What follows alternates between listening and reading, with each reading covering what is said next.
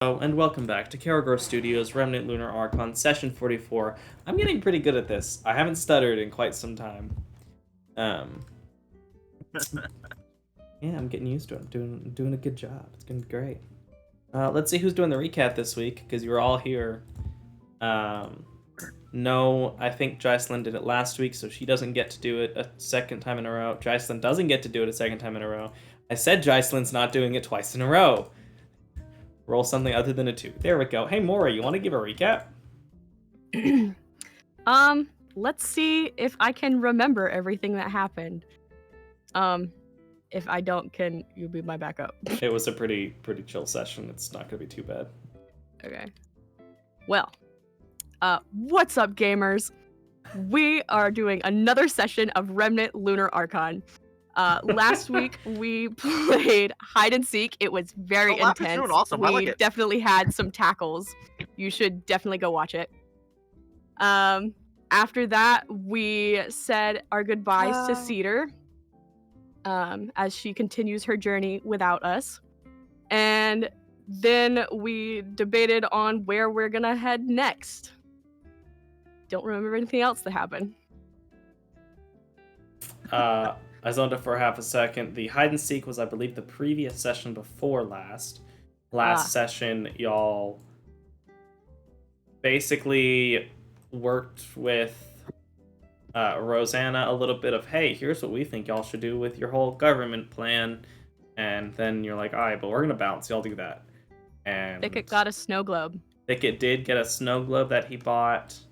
The party spent several days from the 24th to the 26th putting on performances in the street and performing at a nice little restaurant of sorts.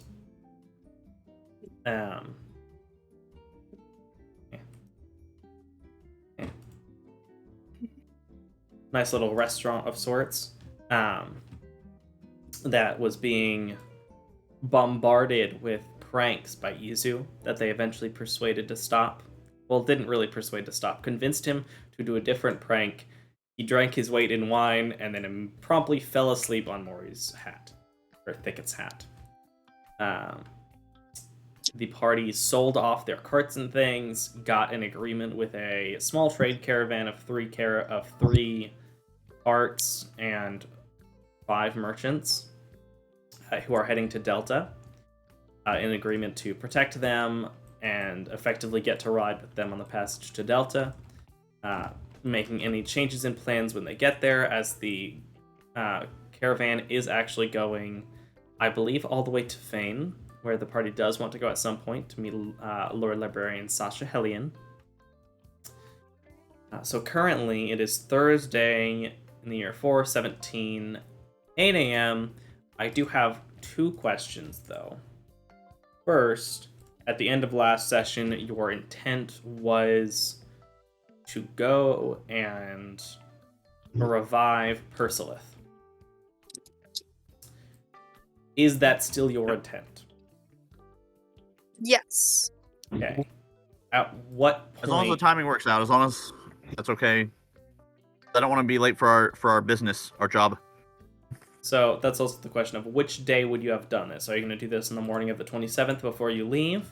Or are you going to have done it one of the previous days? I don't remember what's on our task list. Me either. Rip.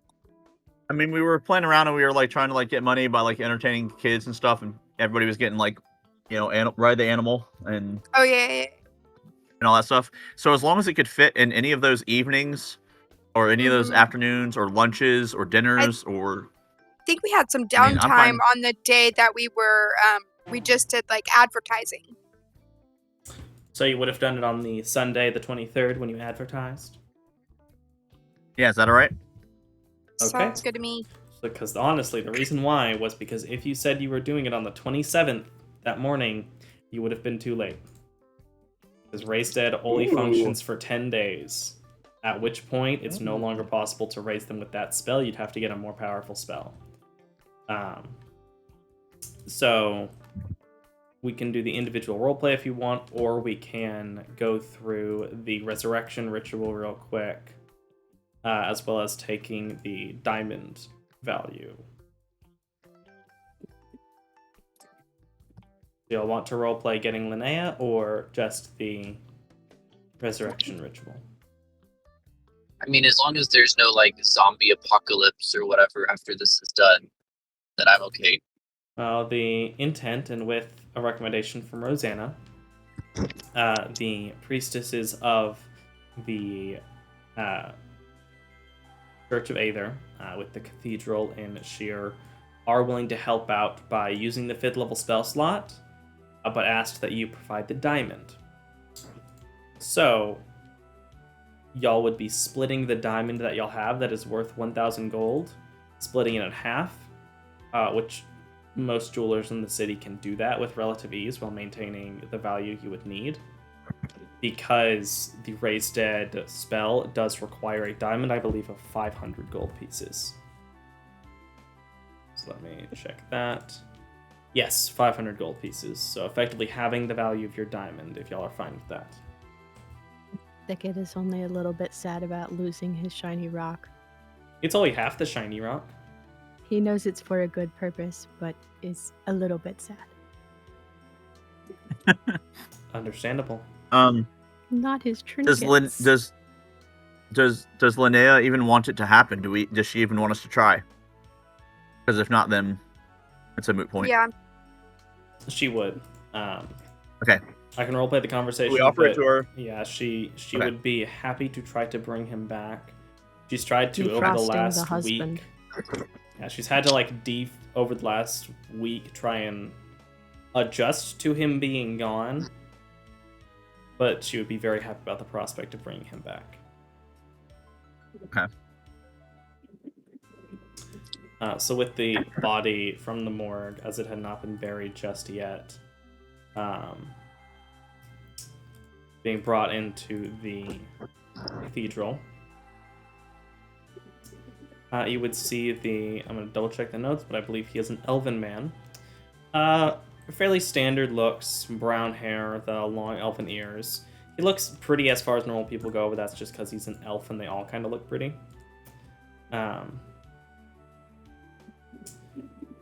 He's fairly well built. You do know he was a guard, and before that he worked in construction, is what you were told. So during the resurrection, Linnea is going to try to, as the priestess would note, the resurrection ritual has a chance of failing. I'm doing a version similar to Matt Mercer's, where you can have 3 people that are going to aid during the resurrection ritual, and then the spellcaster will roll their spellcasting ability. So in this case, it'll be the cleric's wisdom, which is a +3 is what they'll be rolling. And then 3 people can aid. Linnea will be... let me roll a thing to see if she's going to pray or if she is going to try and, ask him to come back. She's going to, try and persuade and ask him to come back.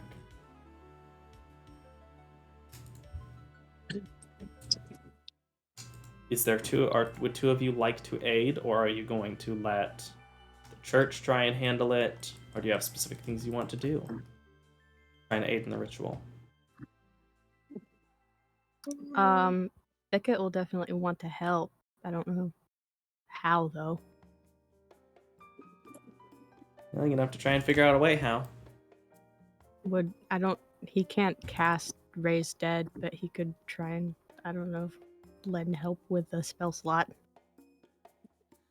It's already got the magical effect. You're effectively Okay. trying to help the soul return to the body. So, typically it's a skill check. Though if you want to try and use a certain kind of spell or something, we could try and make it make sense as long as we can figure out a reason why it would be helping the ritual occur. It could be playing a song, trying to persuade them, trying to do medicine to try and help make sure the body is prepared properly for the return from the dead. It could be like you trying to use a trinket, trying to. Yeah, Thicket would I don't know. probably try and help, like, medically. Okay, in that case, make a We could- medicine check. Yeah. You need one more? Need one more. Hey, can I have Bardic inspire both Thicket and Linnea? Well, I already rolled. You did. Well, oh well. I'm gonna say no Alright. for this case. Okay. Okay, and what would So someone if else you like have, to do? more than I'm gonna also persuade. My emphasis is going to be on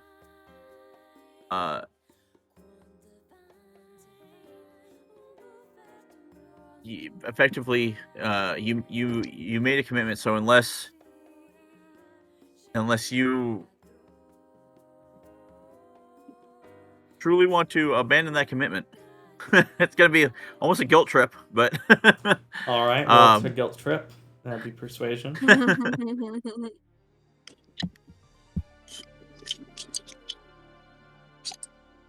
didn't go through. Hold on, I messed up.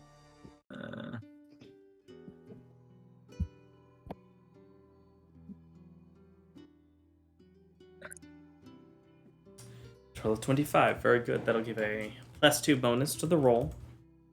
Which I packed his bags and gave him tickets. Like he's ready to go. coming back, boy. More Thickets rolled low enough that it had a net neutral return, so it's not going to have a positive or a negative effect on the ritual. Linnea rolled a 2, so hers is actually going to have a -1. But for Garon's +2, it means the person rolling will have a total of +4. They're looking to beat a 10 because Persilith has not died before. More times you die, the higher the DC gets. There's also a negative effect it has on the body, aka stats, when you are brought back. They can be reduced. So I'm going to roll this and we'll see if it works. There's a chance it may not. Throwing in a good berry help. No. Goodberry would do nothing. Good effort, though.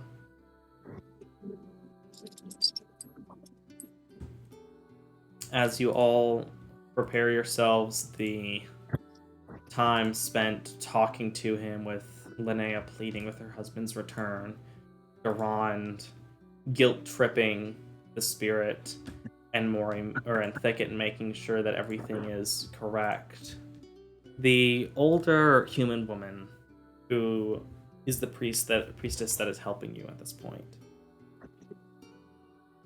closes her eyes. Everything is quiet in the room as y'all are doing this in the. Y'all aren't in the front area of the cathedral. You are actually in one of the back ritual rooms. She takes the time to light certain candles around as she prepares the ritual.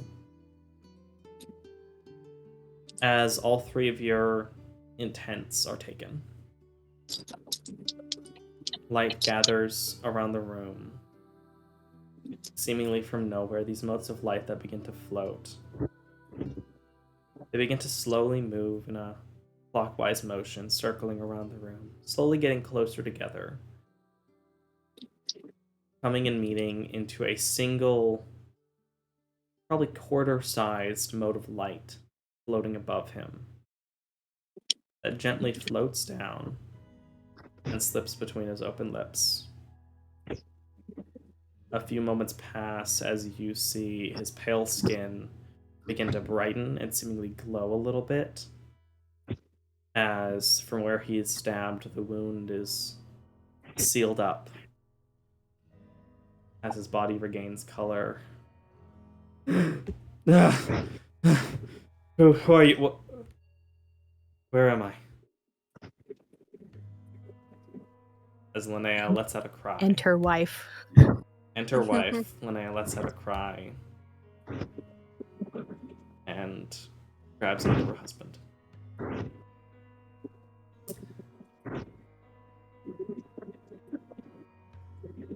the priestess nods to you all in sort of a let's give them some privacy as they are returned to each other's arms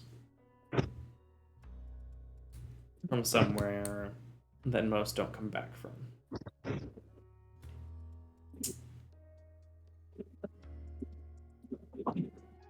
If there's anything else y'all want to do with that, if y'all want to speak to either of them, you can. Or y'all could move on. It's up to you. I think we'll. Gambit will move on.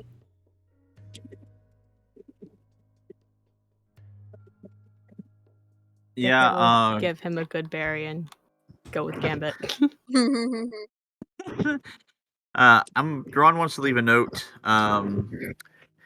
expressing my joy that they can continue their lives as they should have been before they were used as pawns to try to support someone's power play against a person that they had never met, and how neither of them had done anything wrong for this situation to happen, and to encourage them to love one another well, to honor each other, and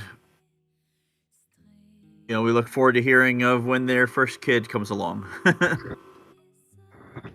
The priestess will take the note and promise to deliver it to them.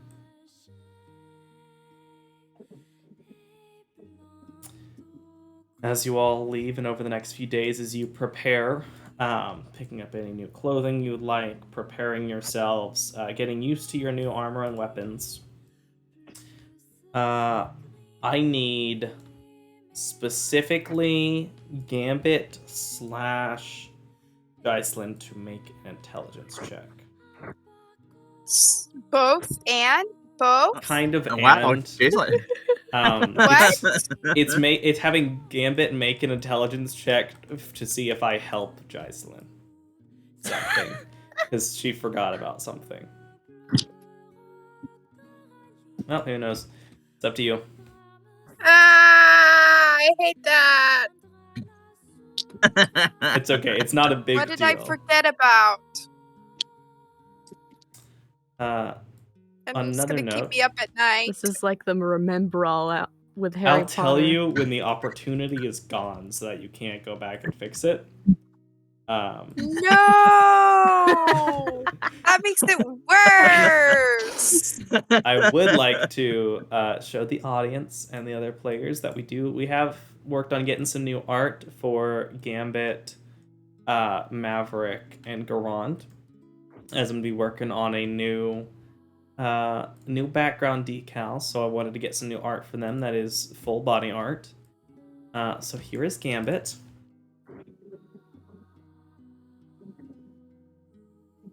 Should have shared properly. Go.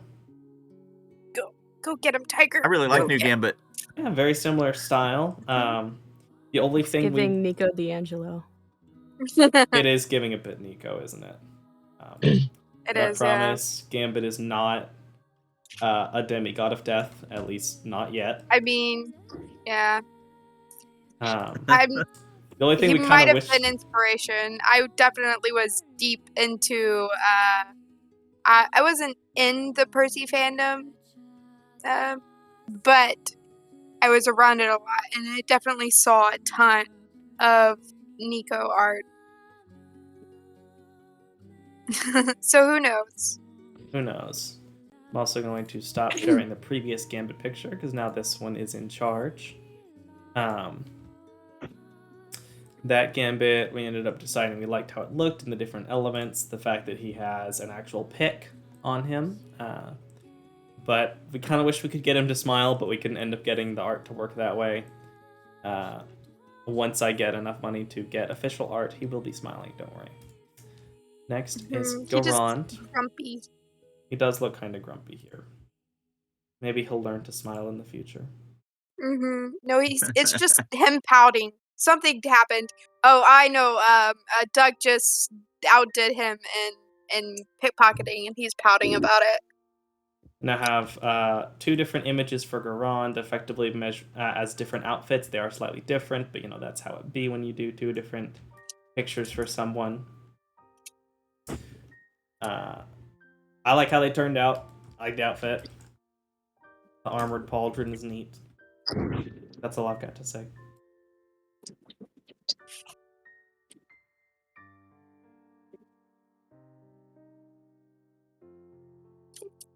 I guess he's also now the first officially shirtless character.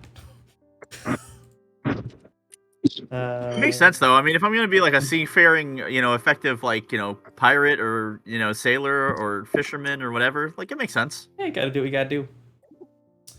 And lastly, Maverick, because we wanted some new art for Maverick as well. He's actually the one that kicked off the new art streak.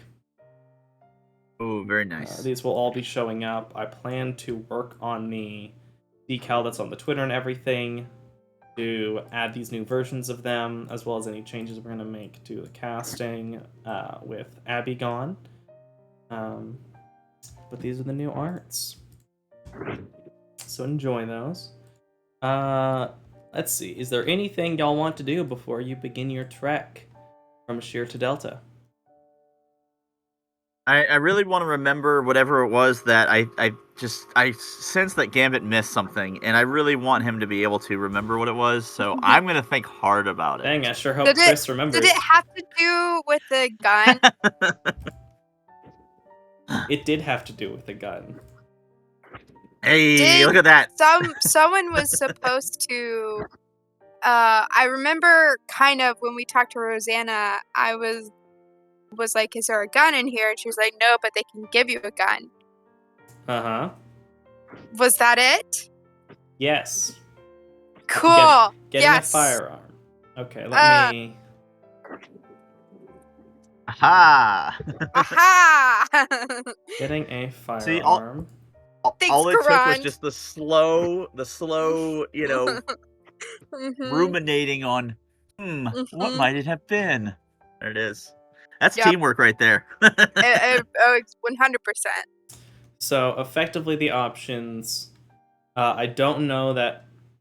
So, you would have had some opportunity to interact with guns in your life. They're not the most common thing, but they are not uncommon by any means. It wouldn't be a surprise to see someone walking with one as their main weapon. So, Gambit would probably have a little bit of experience with them, especially with the other weapons he has. So we could say, especially with you practicing over the driving, you probably would be able to learn how to use it and be proficient with one. Cool. Yay! Also, he would have a little bit of experience with gunpowder from like working in mines. He would definitely have experience with gunpowder and how to take care of it so it doesn't, explode in your face. So you would probably not have proficiency with a rifle or hunting rifle. Or any kind of blunderbuss or anything like that, any of the big explosive ammunition type stuff. Valid. Nor would you have proficiency in a hand cannon. Let's see. You would have access to... So this would run on light firearm ammunition. As I understand the way that... Because we're going to be using... While I did end up liking the way Fungal Brew and the revised weapons that I went through did work with guns, I think we're going to be using the firearm system developed by Logan Laidlaw and Nat 19. So the things that you have to decide between is effectively...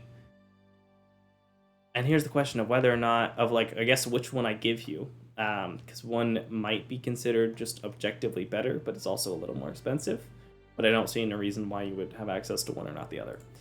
There is the light revolver, which is a uncommon non-magic weapon.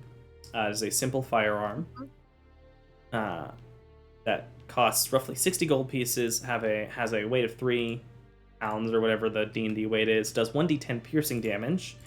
It has a range of 20-60 feet, because shooting is not as simple as people say, even though guns can shoot very long, shooting accurately less so. It has the light property and reload 2, so you can shoot 2 shots before you have to reload, and it requires a bonus action or action to reload. It uses light firearm ammunition, which you can purchase, and they'd be willing to probably give you. Roll me a d4. Do well, D4. Oh, it completely exploded. Why is it doing that? Stop it. I don't know why your dice exploding. Okay, there we go. Yeah, so we can say they'll give you 30 rounds of ammunition to start, and you can get more as you need it later on. Unless you want to purchase more than that, but they give you 30 rounds. Similar, the revolver is worth 80 gold. It does 2d6 piercing damage instead. Has the same range of 20-60. It is not light, so you could not dual wield them. And it has a reload of 6. So it has a 6-gallon chamber and requires a bonus action or action to reload. It also takes light ammunition. As far as properties go for our normal Warriors Codex properties, it would likely give access to the... Let's see, it would not... In the skewering...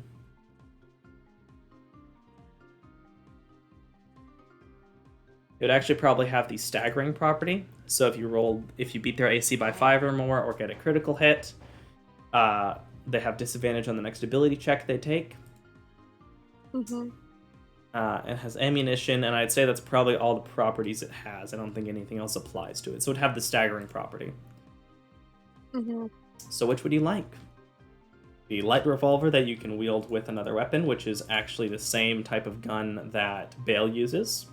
Or do you like a regular revolver, which is not light, does slightly more averages to slightly more damage, and can have 6 bullets in it. Keep in mind, they're also loud, so if you're ever on a stealth mission, I recommend not shooting the gun. Right. You also have basically as much gunpowder as you need until y'all decide to explode the barrel of gunpowder you have. Do silencers work in D&D?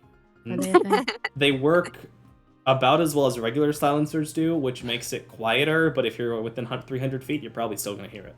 Just cast, the Silence spell. Zone of silence. Yeah, use the silence spell. That's actually better than regular silencers, so... It's much better than a regular silencer, because the only purpose of a silencer is so that the person firing the gun doesn't take any hearing damage. It's not like in a movie. It doesn't work like that. It's like, not at all. quiet in movies. A real silencer you can still hear from like a quarter mile away. Yes, but this is D&D. Magic exists. You're right. Get a magical silencer and then but they don't come auto-equipped with magic silencers. Yeah, there you go. Totally fine. Now I'm on board with you. Make her find one, and that sounds great. So, what would you ask for Maverick? Maverick will take notes. The revolver. Thinking the regular revolver? Or the light revolver? The one that has 6. All right. It's hard for me to hold all of the bits of information in my working memory. Functionally, the regular revolver has 6 shots before it has to be reloaded as a bonus action or an action. But you cannot wield that and another weapon together. Okay, yeah, let's do that one, because it'll probably become his primary weapon. Okay. For far away, so I don't see why he would... have it in something else. All right. Yeah. You could potentially later on learn to use a proper rifle, or even a hand cannon, which... Hand cannon is a martial firearm, which is big. You are actually... hand cannon is deceiving. You are holding a battering ram that's actually just a small actual cannon. It's like an RPG. Yeah, that's a good way to put it. It is... fun fact, you can also find, depending on where you go, certain types of weapons can use different ammunition. With the revolver, you can only use light, but there are, depending on what kind of stuff you get, you can find explosive ammunition, buck charge ammunition, gun weapons. For example, a gun axe. But for now, with a light revolver and light firearm ammunition... I'm sorry, with a regular revolver. since you didn't want to dual wield. All right, let me throw that in your inventory as they are giving you these. Lucky you. Added that. It is automatically set to equipped. Light firearm ammunition, which you have 30 of. They come at 5 silver pieces a pop. I will set that to be on your list as ammunition. Congratulations, you remembered the thing. Yay! You have so many weapons. You're not quite to the point where Doug is, but you have a lot of weapons. So yeah, I also need to. He's a pickpocket. What? He's gonna have a lot of weapons. Which also, fun fact. Mm-hmm. I can remember what the fun fact is. You can enchant guns in general. You can also enchant ammunition. Which, fun fact, with the way ranged weapons work in D&D, if you have enchanted ammunition and an enchanted weapon, it is the only time in all D&D where the enchantments stack. Ooh. Wow. So if you have a +3 bow with a +3 arrow, you actually get a +6 bonus. Nice. I'm gonna try and fix your ammunition thing. It should be connected to. Yeah. But yeah, I'll continue. Is there anything else y'all like to do?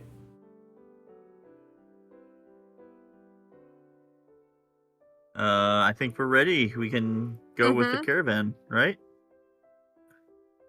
That everybody? Yep. I believe so. Let's see. For recovery of ammunition, you cannot recover firearm ammunition. So. Right. 0% of hits and misses can you recover. One-handed. Cool beans. That's the thing on your sheet. Verify y'all are leaving at 8 a.m. Tuesday the 27th of April, year 417 post-schism. And we begin down the pathways. Y'all are going to have 2 days in the desert. And then you will be in the grasslands. Are y'all relying on the caravan, or are one or more of you helping the caravan navigate? Isn't Thicket gonna help? I thought that was like his thing. Does Thicket want to help? Yeah. Alright, you'll help navigate. Which I'll probably just have you roll rather than them, because you are a better navigator than they are. Is there anything else that any other party members would like to do over the trip? I want to practice with Doug, and I want to train Jackie. All right. Let me make sure I have create water prepared. Good thing to have prepared. Gambit's gonna keep honing his skills. All right. I would like each of you to roll a d20. Just straight? Straight d20.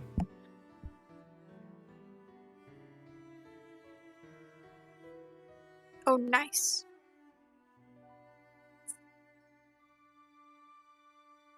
One sec. 1 Mississippi.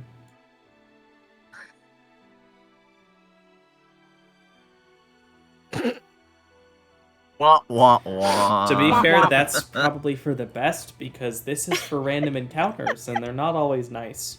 So, for random encounters, it tends to be. Oh, well then, high. Gambit, how dare you? Yeah, Gambit's the one that rolled too high. Oh no. First, I also need Thicket to roll 4 survival checks, which are going to get slightly harder once y'all get into the grasslands. Not by a lot, but hey, it's less than like a 5% chance of getting lost now. Or more than a 5% chance of getting lost. Day 1 goes by with no issue. Day 2, roll more. No issue. Day 3.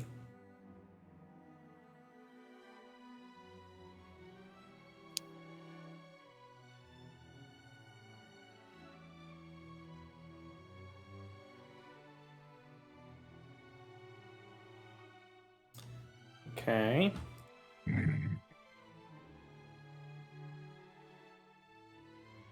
Four.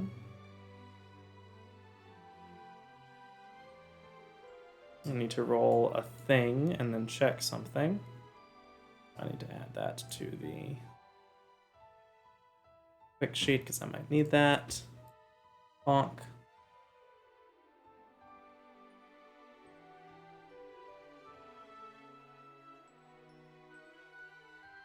Would I get advantage because I'm not doing it alone?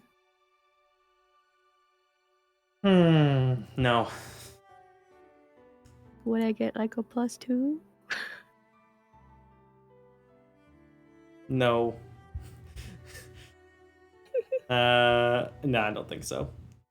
I just need to grab a thing because I lost what I was looking for. Doing all the work out here. You're doing all the work. You don't have Cedar to back you up anymore. It's true.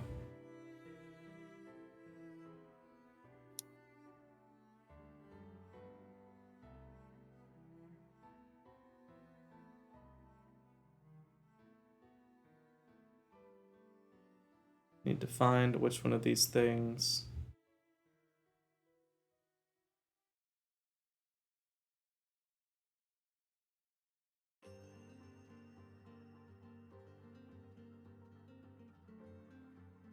Do.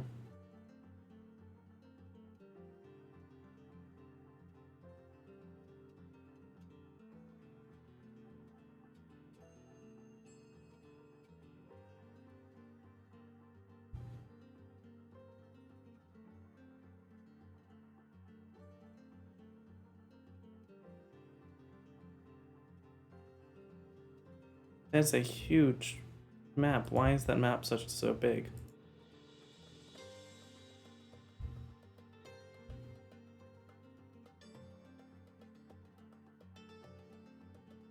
It's to fit all of Thicket's swag. Mm-hmm. There we go. This map works. Do. Well, actually, I'll need to see if I even have the NPC for that encounter. If I don't, then I'm just going to re-roll it.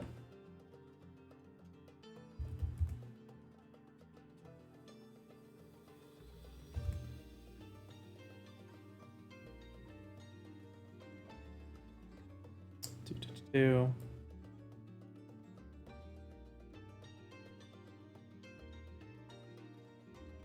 Okay.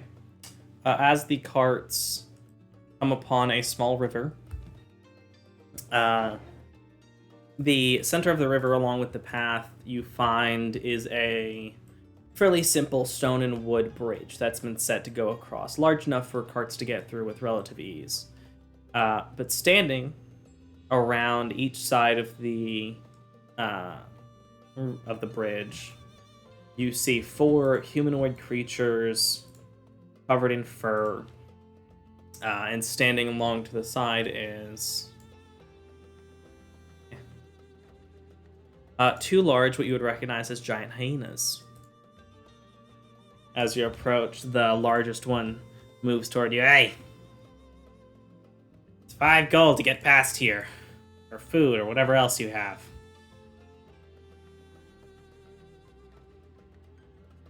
Thicket makes a little ice sculpture of the hyena and gives it to him.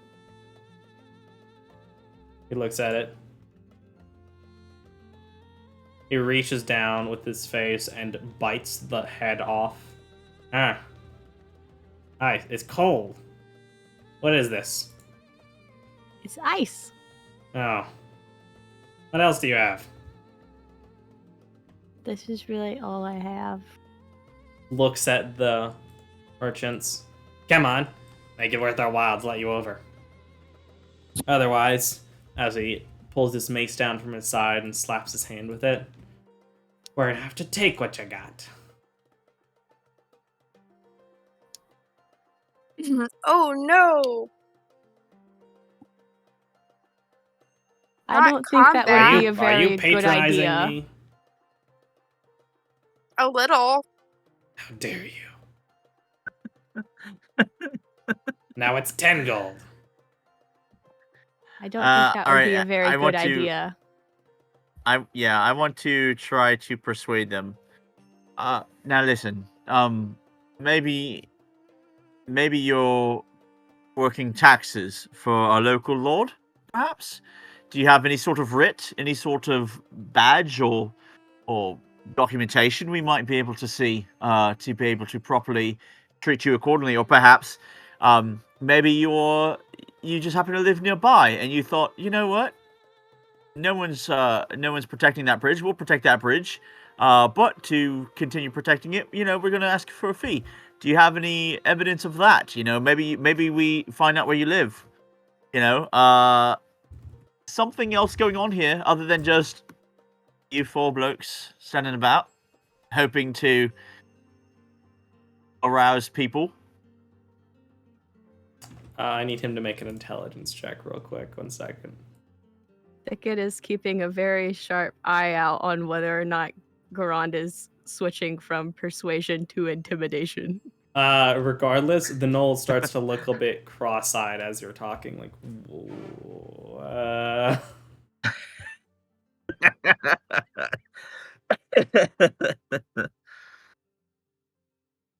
Perchance, did I dizzy him to a stupor and therefore we just get to walk by? Not enough for him to walk by, but enough to confuse him.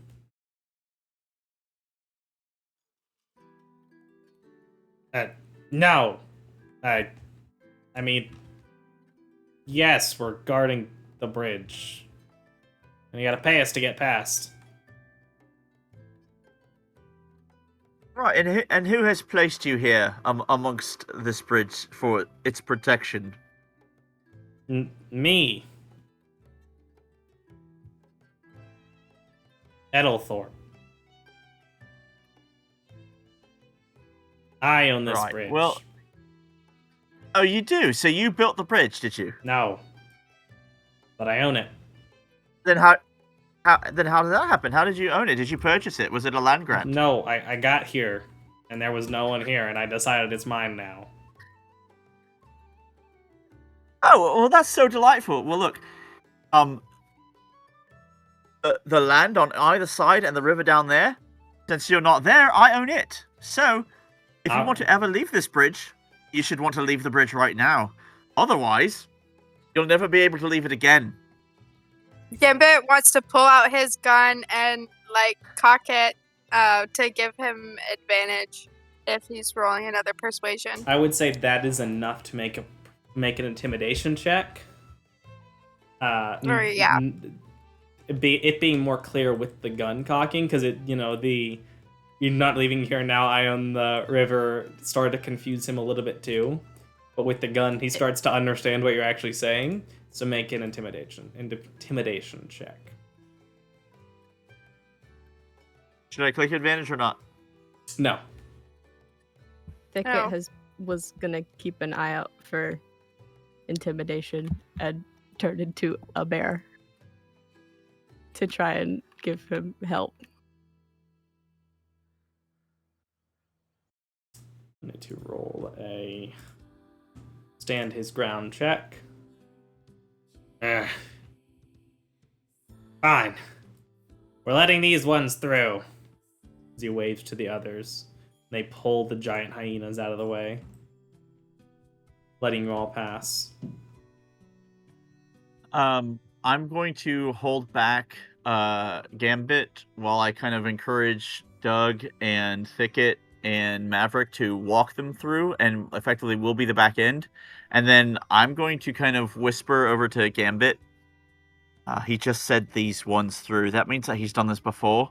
Can you make out? Is there any fresh blood stains, anything anywhere, on the bridge or on his weapons or anything? I'm going to try to look myself, but I want to know if we need to stop them from harassing just passers-by.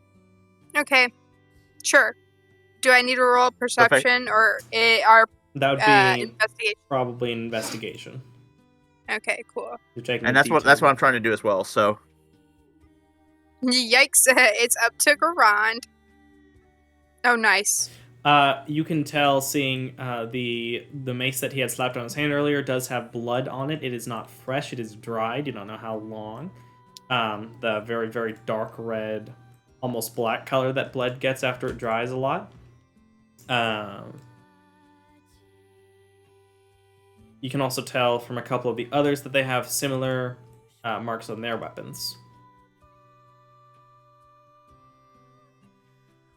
While they're walking through, I'm going to so how long have you been protecting this bridge then? Because I'm assuming it's going to take a little bit for the caravan to get through, so I've I'm going owned to it try a couple to. of weeks now. 1 Oh, moon. wow, fantastic, excellent. All right, okay, that's delightful. Perchance has anyone else not honored you in some way? No, they all had sense.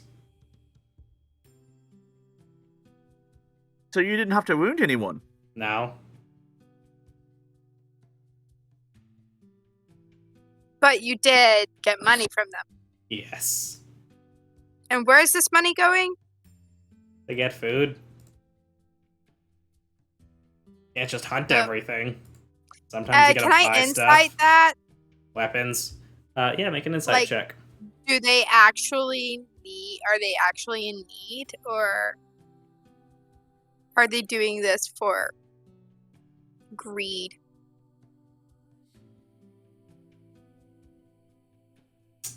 I mean, it's an iffy one way or the other.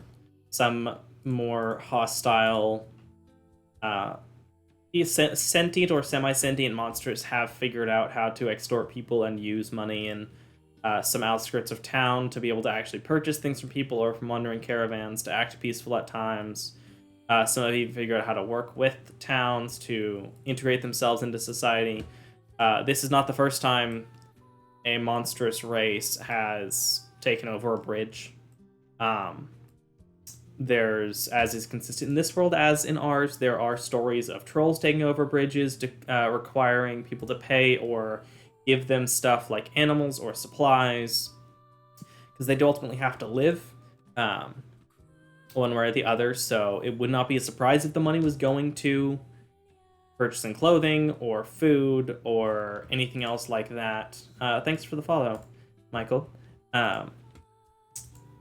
And you don't see any indication necessarily that they're lying about that. It's entirely possible they've decided this is how they're going to make their money to do stuff with.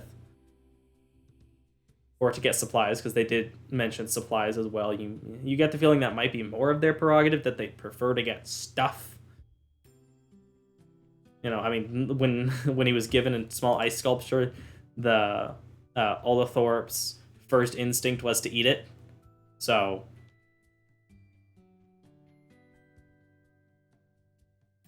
decide what you will.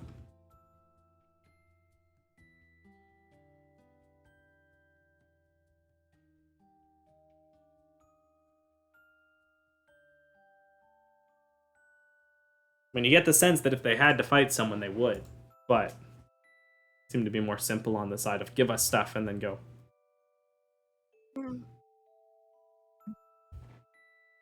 Well, I looked it over, and it seems that probably they haven't had to wound anyone to do this.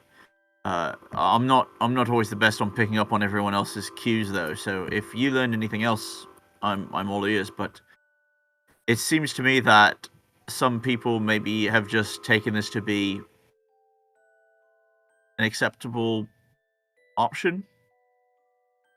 Seems kind of like they're desperate. I'm not able to tell whether or not they're doing it out of like actual greed, or if they're just you know, trying to survive. But if you're picking up that they're not really extremely violent, then it's probably they're just trying to figure out a way to make money. I mean, I'm fine with letting it go, and since they did not try to press it, I'm also fine with giving them a little bit of either money or food or something before we depart, to say, try not to be so exorbitant. Not everybody can Mhm. make those prices. If we come back and we found out that someone was injured because you were too greedy, then we'll make recompense. Something of that Yeah. nature. Is my best. Sounds good to me. Right. So yeah, I guess that's Not what my we'll money do. though. I don't have No, any. I mean we have rations and things. I can give some rations, and I can give, go there. So yeah, once we've gotten basically everyone across, I will I'll with Gambit relatively still close, I'll approach Ella Thorpe and kind of intimate that kind of situation that effectively just don't push the need. Other people may be in more need than you. So here's a bit of coin and a bit of rations. Okay. So How much are you giving him? I'll give them. You said there are 4 of them. You said Yeah. there are 4 of them there. There are 4 gnolls. All right, and I'll 2 give them 4 hyenas. rations, so each of them. Okay. I'll give them 4 rations, and I will give them 2 of the treats for Jackie, and I'll just get more treats. And then I will give them. I'll give them 2 silver apiece, and I will explain that they can do what they're doing because they seem to be honoring people who want to, make peace. But if they put too much pressure, it will not go well for them. Make a persuasion check.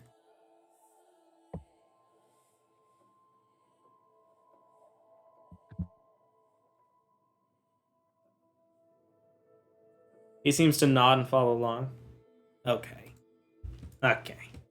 Yeah, okay, we'll do that. He turns around. Hey guys, look at this! Look what they gave us! And runs over to the others that seem to gather around the food. Good read, Garon. Well, it's we've all got to do our part, and I might not be able to get us through a desert, but I can certainly avoid conflict if needed, especially since that's what this group seems to favor. I mean, just look at Maverick up ahead. So. Mm-hmm. You'll see Maverick messing with a small little bit of technology that he has that walks around in a circle with, and he's showing it to Claude, who seems to be commenting on the elements of its clever construction. Having completely ignored the entire exchange just now. All right. We're following a road with a caravan, so that is enough to not get lost. Good job, Thicket. At least for the moment. So make another couple of survival checks, and I need 4 more d20 rolls. How many is a couple more survival checks? Go ahead and make 4. And then we Or all 2. make roller d20s. Yeah, or everyone roll the d20s so we can roll all at the same time. Thicket, just make 2 more. I don't know how often you need to make them. You're quite good at getting your way through. Unless you just want to roll dice, in which case you can roll 4. Gambit again. What did it? 15? No. What? Give it 20. Why? Why? Every time I need to roll high, I roll low, and every time I roll high, I'm supposed to be rolling low. It's just also occurs to me I need to roll the weather. no, not the weather. Okay. First couple days are clear skies. Y'all do not get lost. First day goes by smoothly. Second day, a storm begins to brew. Quite a bit of rain begins to follow, and you'll end up parking the caravans for probably 3-4 hours while you wait for it to cool down enough to continue moving so you don't get locked in place. As this happens, to roll a thing, and then I need someone to roll me a d20. Someone didn't even want to wait. Doug did not want to wait. Doug. All right. Okay, so as y'all are sitting in the rain waiting, Doug and Thicket would pretty cleanly hear pretty fast a roaring wind in the storm. Like you hear a big wind going in like the cracks of trees. As you look off to the... Let's see.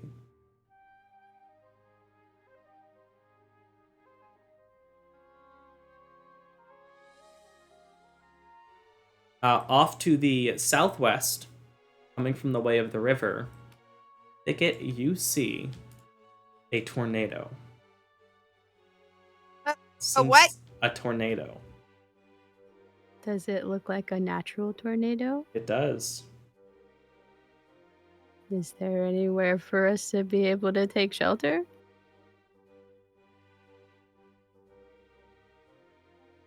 Who knows?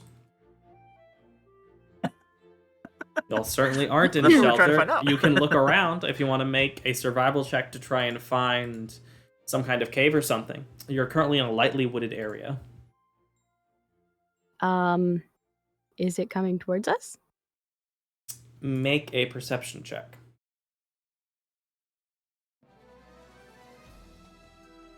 I don't know. There does seem to be moving. Hey guys, I see a tornado. Does it look like it's coming towards us?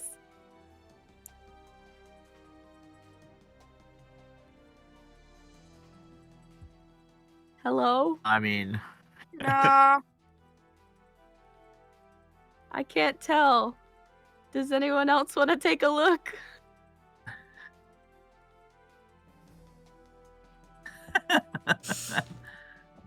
Persuasion. Garon, from your point of view, it looks like it's moving to the left from where you're looking at it. so effectively not towards us, but not necessarily away from us. Correct. Okay. I think it's veering in that direction. So if we want to wait and let it wait out, that's fine. Otherwise, it could be a good idea to try to look for cover. I'm not sure how much the trees will provide, but who knows? Maybe there's a bunker or a hillock or something.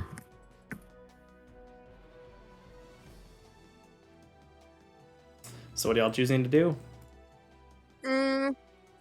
Go away from the tornado. Heading off into the woods? Or are y'all going to try to go further along the trail to get away from it? It's directly away from it would be off into the woods.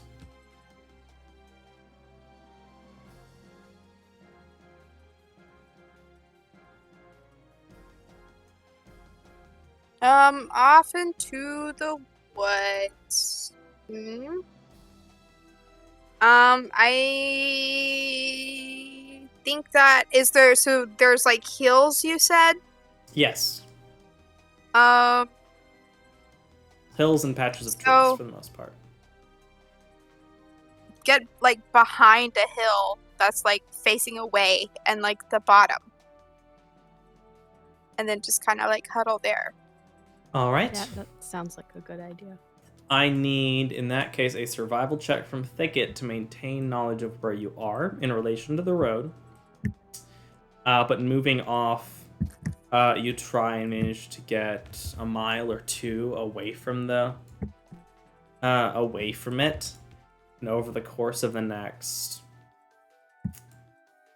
45 minutes, it slowly distances itself, and you see it dissipate. And, well, you see it kind of leave your vision / dissipate. You can't quite tell where it is after that point. As the storm eventually, over the next couple hours, does calm down. And Thicket, having rolled well, does manage to find his way back to the road. I just realized that I actually have +2 in survival because of training and stuff, so I can help Thicket now. I think I just didn't because Cedar did. I think so, yeah. All right. So I can start helping Thicket. Hooray! 2 days away from Delta now. So I need 2 more D20. Well, 1 more D20. And I need... I'm scared. And I need 2 survival checks with advantage, because at this point the road is fairly close to the river, so you're kind of just following along the river.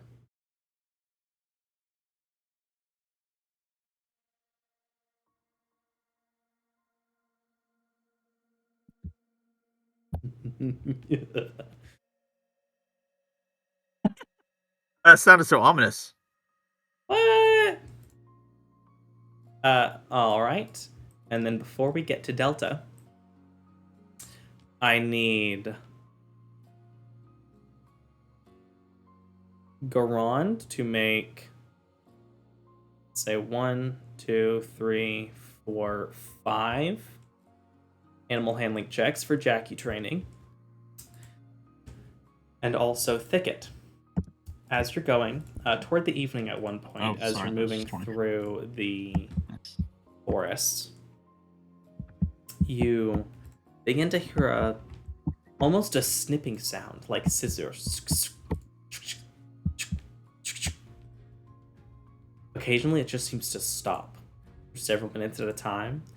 And as soon as you think it's not there, you hear another and you can never quite tell where it's coming from. But eventually, after a few hours, you don't immediately hear it anymore. And then that night,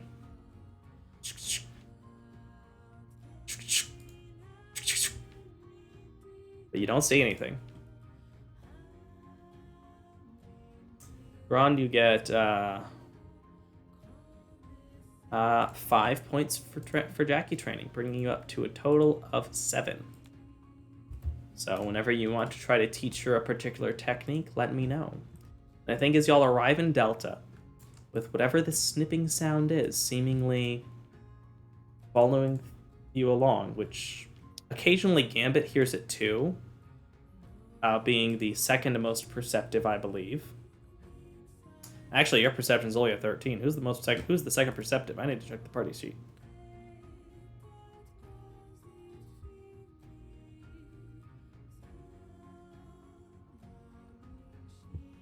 Let's see, perception. Okay, never mind. You are the second most perceptive with 13. I think it's the only one with perception. You occasionally hear gone down a lot. Yeah, you hear the occasional same snip snip sound. And now as y'all arrive in Delta, hearing this sound, we are going to go ahead and stop and take our break there.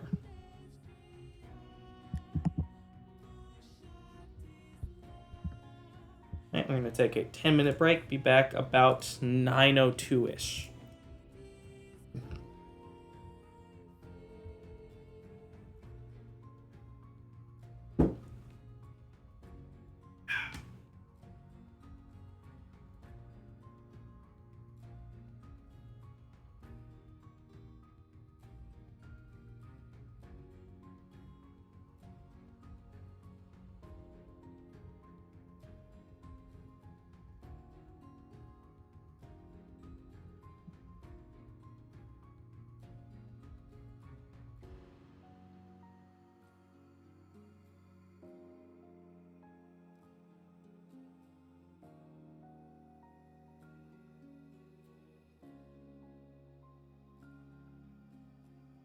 I'm trying to figure out how to change the color of my dice.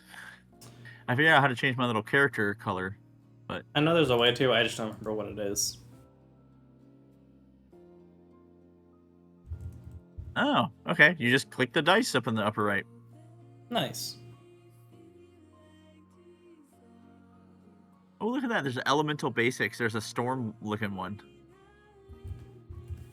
There's a water. Yeah, but I think some of those are purchase only, unfortunately. But there are some neat ones.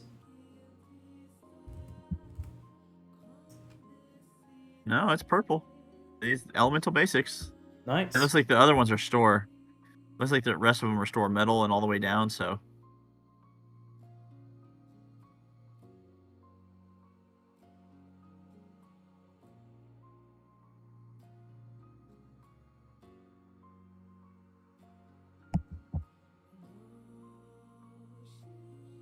There we go. It's the water dice or the storm dice. The storm. I don't like that black on that light blue. I like the white on the dark blue there. It's easier to read. Yeah, that's the one.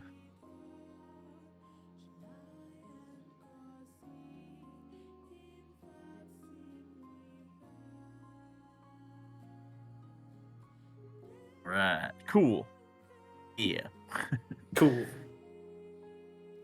I'm excited. I'm glad. You may need those dice today.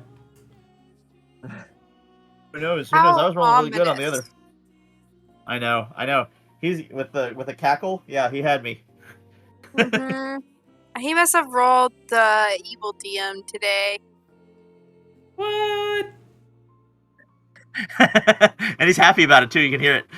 Hmm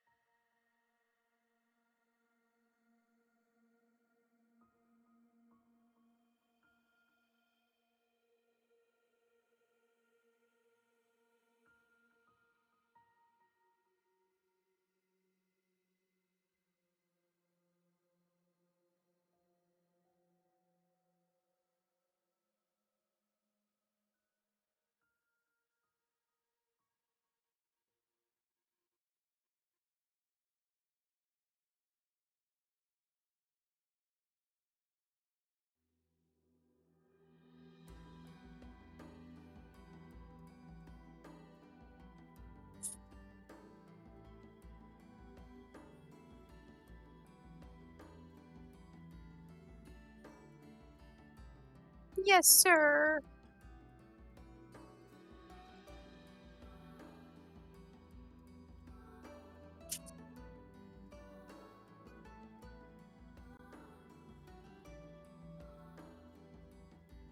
Oh boy.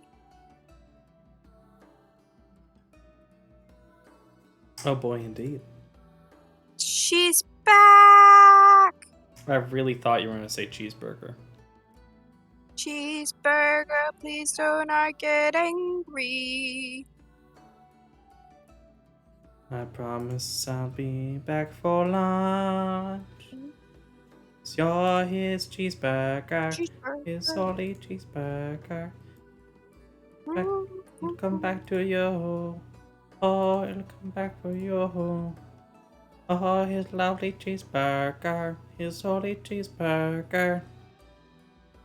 Oh, he will wait for you.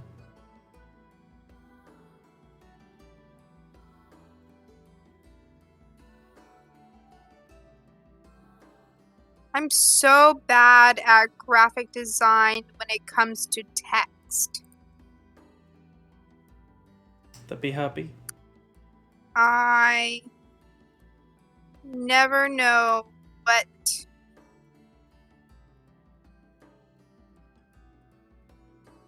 I'll be like, oh yes, this font looks great, and then I'll come back later and I'm like, this is like Comic Sans level bad. What was I thinking? Yeah, I get that. And then it just never looks good with the image. Ew. Oh no. That was bad idea.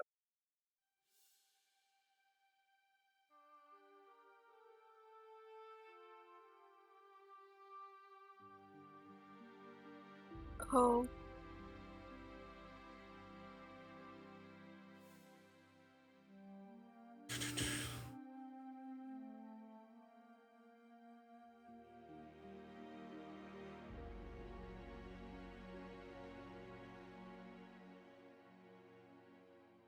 All right, I'm making some PB and J, so I just need an extra couple minutes. No worries. We're in no rush tonight. I only have so much prepared.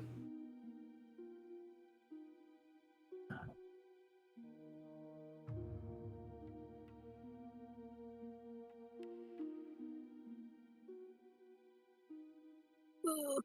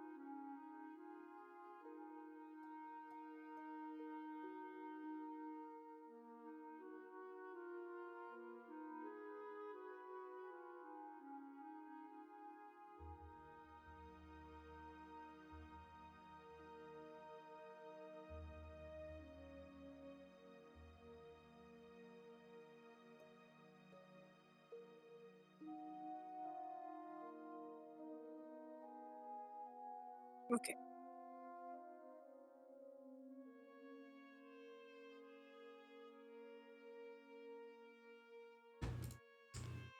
Okay, that's good enough.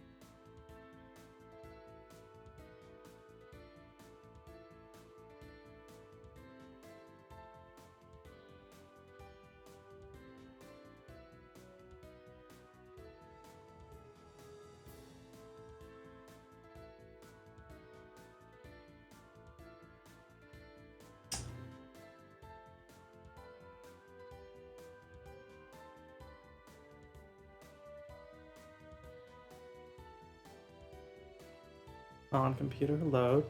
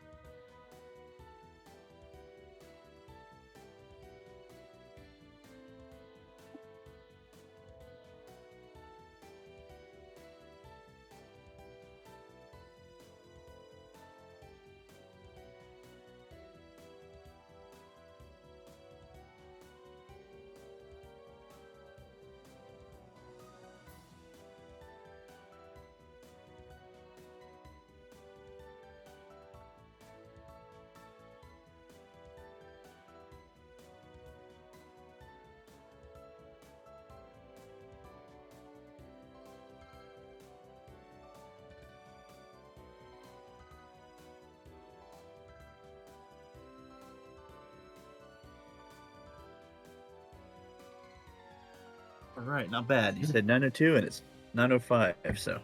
Nice. I need someone Yep, to roll me 2d4.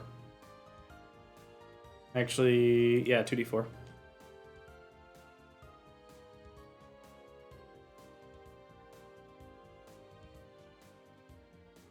Yeah. 3. Okay.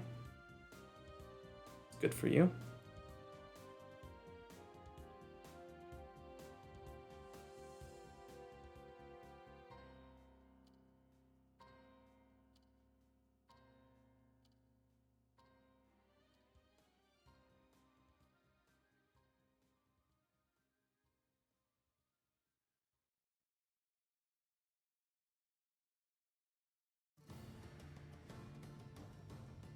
What are the odds of that?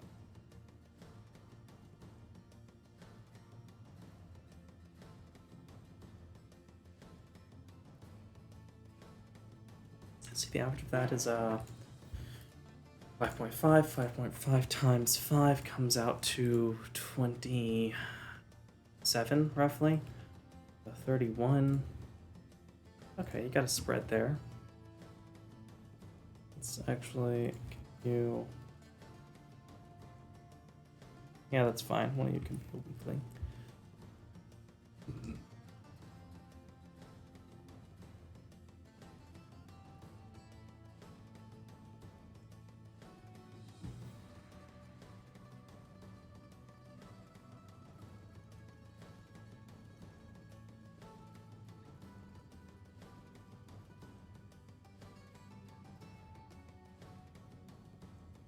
How's everybody doing? Pretty good, I hope.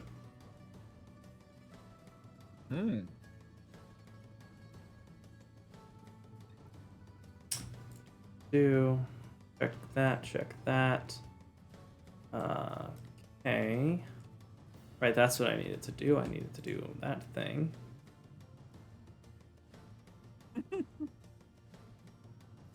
The vagueness. Yeah, that's what you gotta do sometimes, you know? Sometimes you gotta be vague. In general, what does that look like? It looks roughly like that.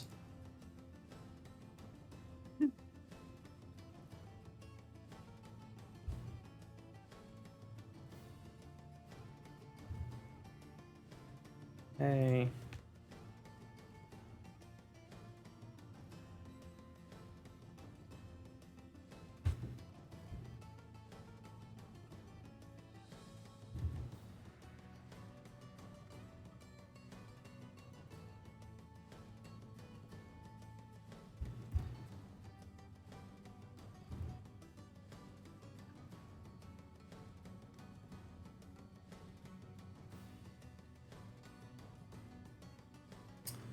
Most of this is going to be told like that, so I can minimize for a second.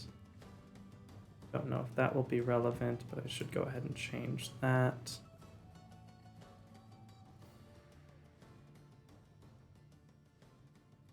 Need to check the moon for the time of day.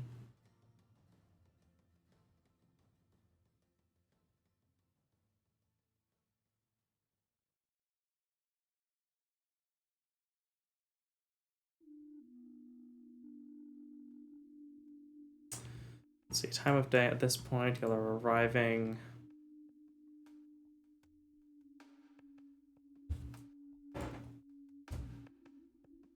Probably in the evening.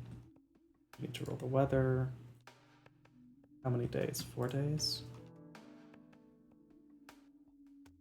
Let me feel the rest of the week here.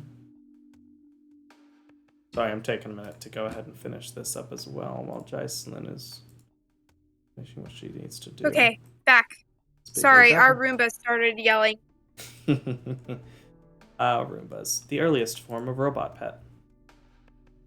By that I mean truly robot pet, not just a robot that's pretending to be a pet, like those little animals that people have. Like the fake animals, the ones with the demon eyes. You know the ones I'm talking about. Mm-hmm. Furbies. Mm-hmm. Yeah. What about Tamagotchi? Tamagotchi that came out like before y'all were born. Robot. the eye dog or whatever it was that I had when I was a kid. There was like a dog with one big eye. That sounds terrifying. So,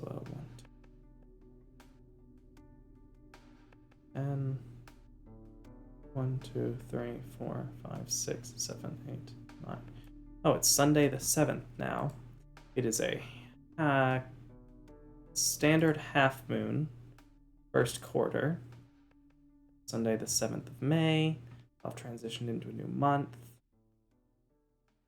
I need to go ahead and add a log entry here for arrived in Delta.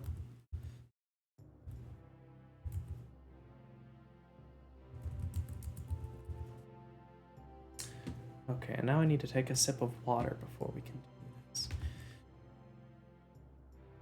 What are the effects of that as well? I need to double check that. Or here. The effects of water are hydration. That's true. I meant more like in terms of what heavy rain does in terms of Dungeons and Dragons effects. Let's see. Travel pace slowed, so y'all would get there later in the night because it is raining as you approach Delta, which would put y'all there closer to 8 o'clock. We'll say 8, that sounds fine. That sounds dramatically appropriate. Taking a long rest without cover does a thing. Fire damage rolls are going to be at a -4 if you fight in the rain. Lightning and cold damage rolls have a +2. Jet and navigation checks are made with disadvantage. High-flying aerial creatures have total cover. Outdoor light does not count as daylight. Good. Not that it's actually going to matter here. Okie doke. I think I'm good to continue. Question mark? Who's Mark? Chris, are you there? Oh, hi, Mark. Oh, hi, Mark. Iceland, are Mark, you there? my words! Ah. Jack, are you there?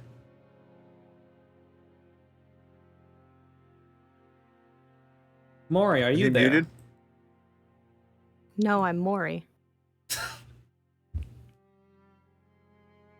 Okay, so we're waiting Solid on joke. Jack. These jokes are great, man. So for Jack to finish up whatever he is up to or to figure out his mic situation if there's a mic issue. We will continue. Excuse me. Which is fun because there are two things that are going to go on, technically. I don't have one of them finished, so we're going to do the other My thing heart? first. Is your heart going to go on? My heart will go on. It took me a second to process, and then I remembered the song. Near, far, wherever you are. Jack, We have Doug back. don't let There you go, go. Jack. Don't let go.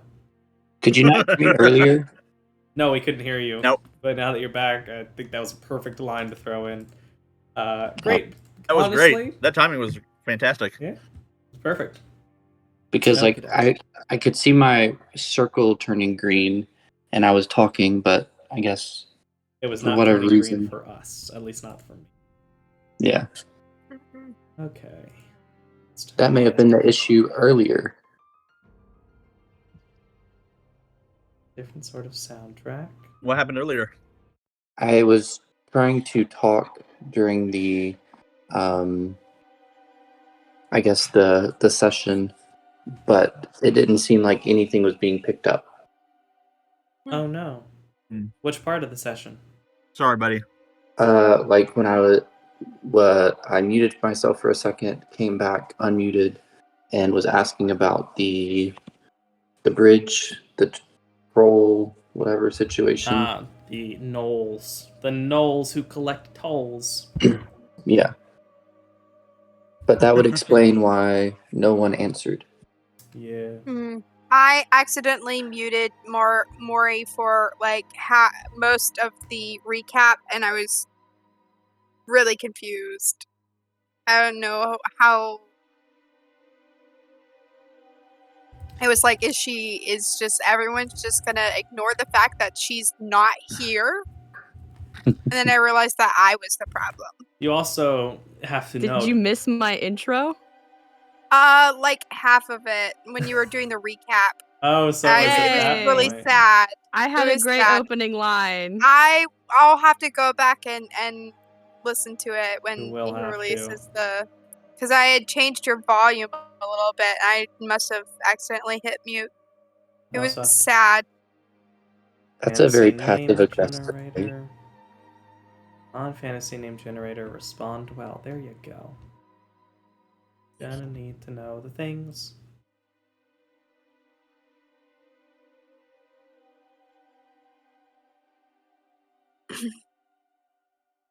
Need to write that down somewhere so I don't forget that. Sorry, this break is taking a little longer. I just need to, finish session prep. Nothing like procrastination.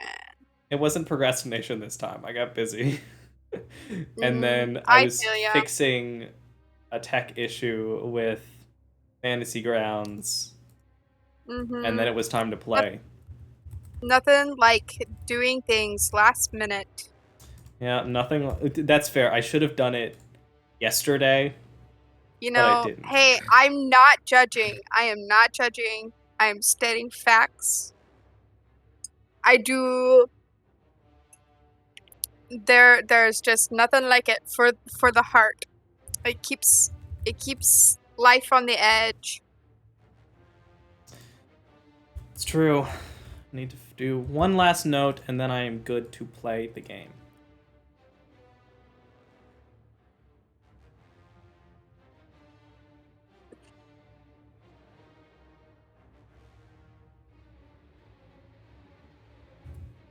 I wish I could have taken the time to actually make more detail into those. Okay, cool beans. Okay, good. Back into the game, changing the thing to the gameplay so that if I go back through this and have to edit stuff, I'll know where we are. Okay, everything's set up. Discord, eat. Recording's still going. Excuse me. As y'all arrive, the sun is at this point set as y'all finished moving down the road, as y'all believed you were very close to Delta, and you turned out to be correct. As the heavy rain has been setting in for a couple of hours now, probably 5-6 hours. Now that you're getting into a less desert part, you're getting much more rain than you've expected. In part from the previous rain and the weather with the tornado for whatever kind of springtime Vacuo has in the grassy areas. As you approach, it's roughly 8 o'clock, from what you would know. You come upon Delta. As you approach, you're kind of taken off guard from the style of this town. The town is built, it seems to be on all sides. Okay, this song is a little more aggressive than it needs to be. Calm down. There we go, this is less aggressive. As you get to the town, you see it is effectively a dock town. Some houses are built over the edges of the river. There are large docks where you see actually several boats, usually smaller river boats that you assume would go up and down these rivers. There is a stable that you can hear horses. A couple of neighs whining in the wind. This does seem to be a trade center. Maybe not a trade center, but a stopping point for boats on their way between particularly Vane and Coral, as well as Sheer. But being directly on the river, you can see that some houses are built over the edge of the river. Quite a few are built around the edge. There is a wooden fence around the majority of the town, but you do see there are some farmhouses, most of which are in good condition, a couple of which are not. Several are broken up in the bits of wood. One has a caved-in roof and a seemingly abandoned area of the farm, as some of the land around the fork in the river does seem to have been turned into farmland. As you arrive in the darkness, you can see one tall 2-story building built partially over the water. It would be at the opposite side, though there is a wooden bridge that you can cross over to the left side of the river. As you go over there, there is a fairly large, mostly open stable setup, or at least a place to park your carts under for the time being. Though most of these carts are actually covered, so they would probably not be set underneath the thing itself, but places for horses or other livestock to hang out in the and not get rained on. Getting through the gate was actually fairly easy, as when you arrived, there was no guard at the gate. You see several of the merchants pretty confidently go up, and it doesn't seem that this gate is locked in any way, except that there is a large latch set over it, presumably to keep animals or Grim out. As you arrive, you don't see anyone outside. Drying off, you see the 5 merchants that are with you do seem to go toward this large inn.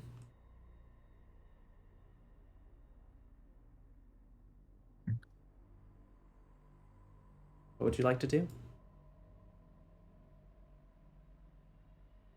Is this where our contract ends?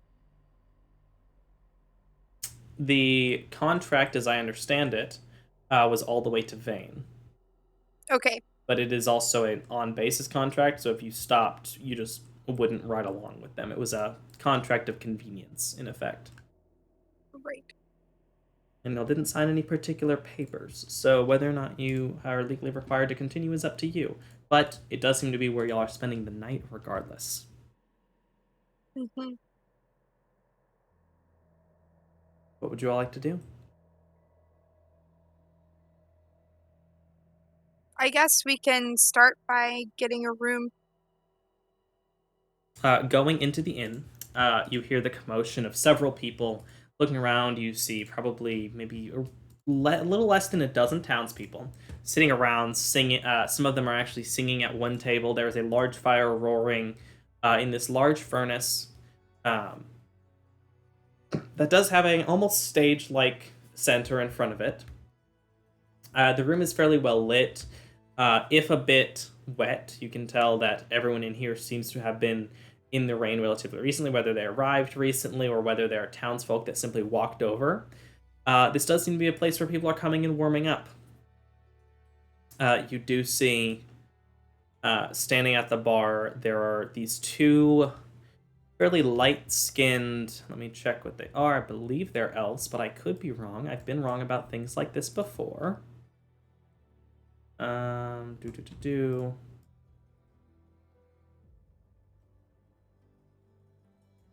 They are both human, my bad. Fairly light-skinned humans, a man and a woman. The guy looking a bit gruffer, having this fairly large beard. The woman with this lighter blonde hair. As they look over, they scan the merchants, and you see the woman actually looking almost concerned. You can tell with your passive insight, Maury. And as she sets her eyes on y'all, she's going to make an insight check.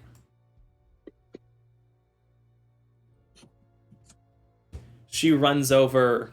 Who would be the first person in the party? Like, who led the way in?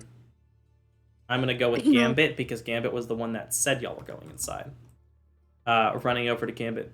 First person. Are you adventurers? Were you sent from the capital? Were you the people that the men sent a message to? I believe you have us confused with someone else. Oh. But what's up? We are adventurers. We came out of our own accord, but I see. Well, I don't know if you can deal with this. It's a rather unique circumstance, and the man said that only a few people could do it, which is why he sent a message to the capital. Sorry. I'm Asaka Yoko. My daughter has been, as she struggles to get these words out, the man comes up behind her and sets a hand on her shoulder. If you can help, our daughter's been infected by some kind of grim or something. She's asleep. and we can't wake her up. And she's got these black marks over her body. We don't know what to do.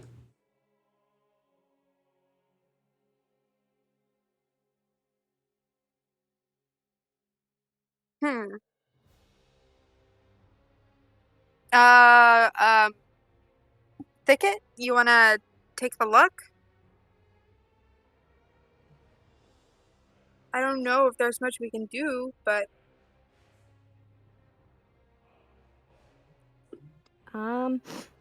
It's worth a try. Did they introduced themselves, right? Asuka, Yoko. Yes, she did. He has Okay. not said his name yet. Let me check my notes real quick. I have a question. Yes, I'm Asuka Yugoro, her husband. As he sees you look at him for a second, quizzically.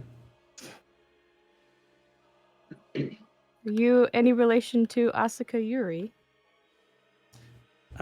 Yori is her name. Yuri. He looks down at you, scowls a little bit. How do you know her? We met her in what city was it? Feldspar? We know her. She's not welcome here. Oh. As you see a not quite 1,000-yard stare, but but the mom looks off in the distance for a moment.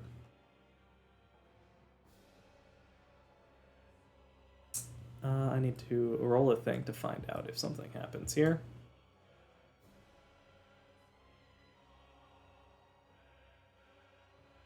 Okay. Continue. Well, I'm definitely willing to take a look and see if I can help at all.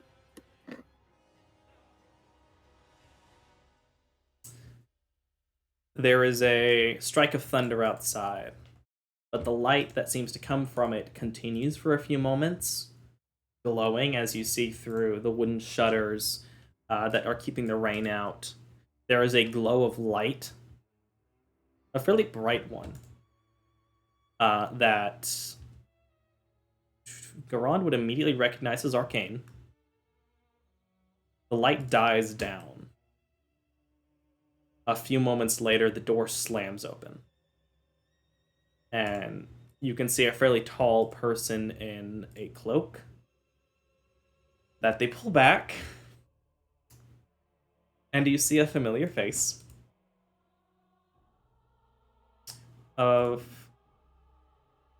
someone that Thicket just thought of. Where's the child? As Oh, hi! Asakayori opens the door. We were just talking about you. She looks up. You've got to be kidding. They don't seem to like you. Where's the kid? Is it... As the man looks up. No, not you. Anyone else, you adventurers, you come look. Asuka steps forward. Pardon me asking. Gambit, Thicket, Garage, do any of you know how to deal with a nightmare? We just got here. nope. That's what I thought.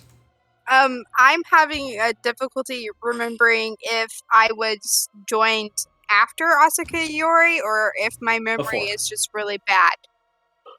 You did join before. You might not be remembering her, but you Okay. did know her before. We did it was the black market deal. Yeah, the black market deal. She stabbed you, temporarily took on a similar form to you.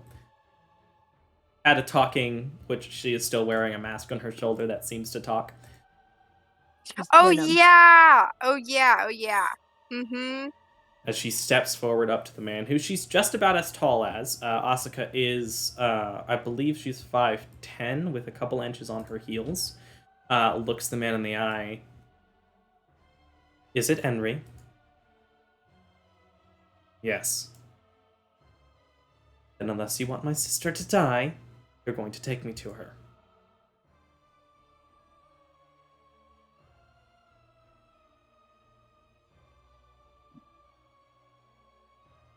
The woman will step forward and take Yori's arm. Come on. This way. As she turns, Yori looks at you all. If you'd like to help, I think I'll be needing it. Sure. Come, we don't have time. Right on it. Is there anything y'all would like to do or say as you walk toward the edge of town beyond the gate to a small farmhouse? The man belligerently following. Garan says, I don't know what's going on, but so I don't know how to help, and follows immediately. Okay. Gambit is going to try to whisper to Yori and be like, hey, why don't they like you? Long story. I'll tell you later. I feel like this is important information that we need to know now. She reaches up and Her taps the sister's horn. dying. She reaches up. But sorry, continue. But we gotta, like, if they distrust her and she's dying, we've got to bridge the distrust so that they will trust her treatment better, you know? So, like, if there's any, like, interpersonal thing that is affecting this kid's treatment, then that needs to be dealt with. I feel like they could work that out themselves. Okay, At fine. least for Maybe the sake of urgency right now. all right. I guess simultaneously, Doug is in the back, and he is asking similar questions to the man. What do you say to the man? Just like, I'm not the best at like social cues, but you seem to have a problem with Yori. Well, she nearly killed her mother. She's a monster. All sorts of reasons. But like, how does that apply to you? She nearly killed my wife. There's the connection. And he will not say another word as you walk. You eventually get to this small farmhouse. Still connected to the river. There is a boat nearby. There's a fairly large field of blooming wheat, fairly green. As you are led up onto the porch and inside the house, the woman immediately goes and begins to put wood into the fireplace and light it, and begins to try and get it going in this reasonably sized farmhouse. It's actually fairly big. Is she upstairs? Yeah. Yes. As Yori walks upstairs before returning fairly quickly, carrying a young girl in her arms.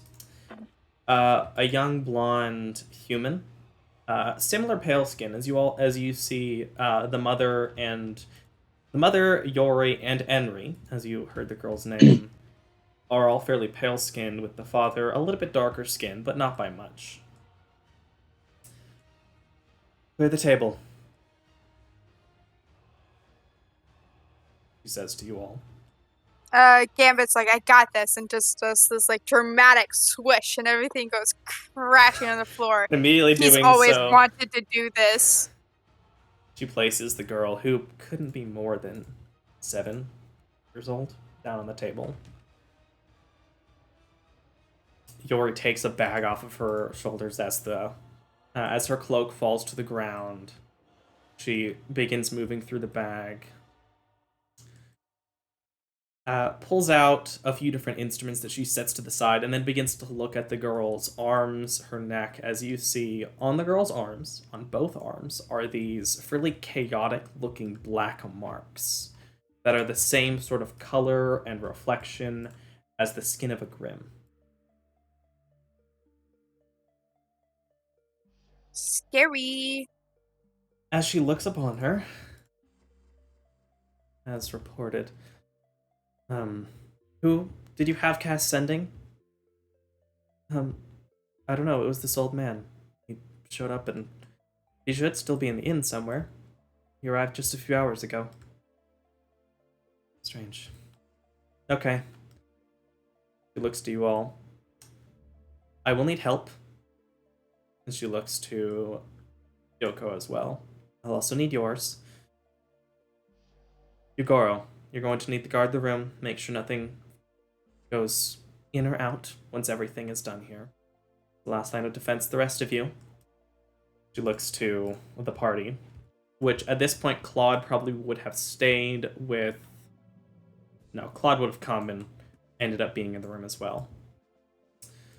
Any of you who are combatants, which I believe, as she quickly counts, is most of you. I need one of you to stay here with me. I'll need your help. Don't know I can deal with the nightmare on my own, though I'd hoped I could.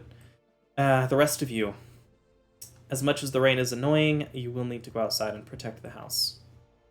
Once I begin the ritual to try and remove the Grim, this is probably going to become a battleground. It'll call for others, and they tend to be rather responsive. Can you handle it? Thicket. You have the highest like medicine and stuff like that, but if you don't want to do this, you don't have to. My question is really just like, would I be better suited helping you guys heal her or protecting the house? In order to not be rejected, I would likely need whichever of you is the most empathetic. Oh, so Garant. That works. Oh. Did you say Or empathetic or thicket. apathetic? Empathetic. With an E. Empathetic. Thicket's pretty empathetic. Yeah. It's a toss up. Rock, I think paper, in between scissors, the two. Garand. Yeah. And Chris is currently away from his computer, responding on his phone. So if y'all want to, I don't know, send me rock, paper, or scissors, y'all could do that if that's what Thicket and Garand are quickly going to do.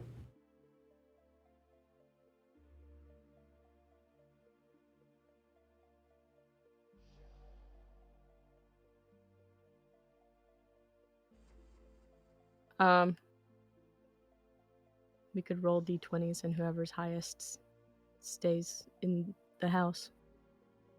Send me rock, paper, or scissors. Nori? Oh. Chris has already sent me Can you hear one. me? I can. Oh. Just Chris has already sent me one, so we could simply do the actual rock, paper, scissors if you want. And just send me Oh, one. okay. Well. Me. The thing with the D20s is that I don't think Chris is at his computer at the moment. Okay. Sounds like he's sending a message on his phone. Unless I'm misunderstanding. Don't think I am. Okay, both of you choose again as they both do 1, 2, 3, and then both threw a rock. Go again.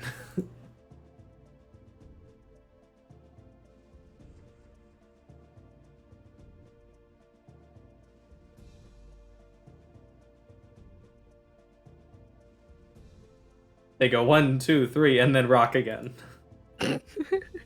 Throw another one.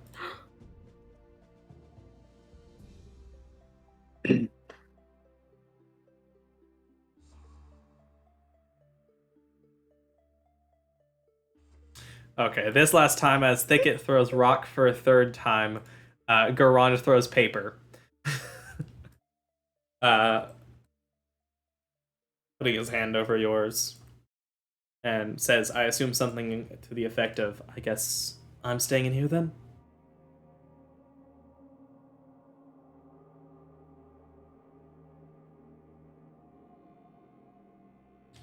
Good. The rest of you can stay here for the start of the ritual if you'd like, but as soon as it starts, you need to protect the house. What's gonna happen to the house? Long story short, Henry is infected with a grim of sorts that possesses people temporarily and has to be expelled. During the process of expulsion, it calls for other grim, which tend to react rather strongly to protect it, which means this house will be under attack quite quickly. Likely anything within a mile radius, if not a few miles, will likely come to its aid. Uh-oh. Doug immediately manifest an echo. Outside or inside? Because y'all are currently in this fairly large living room that is quickly beginning to warm up from the fire. It'll be inside, but it'll be like hovering.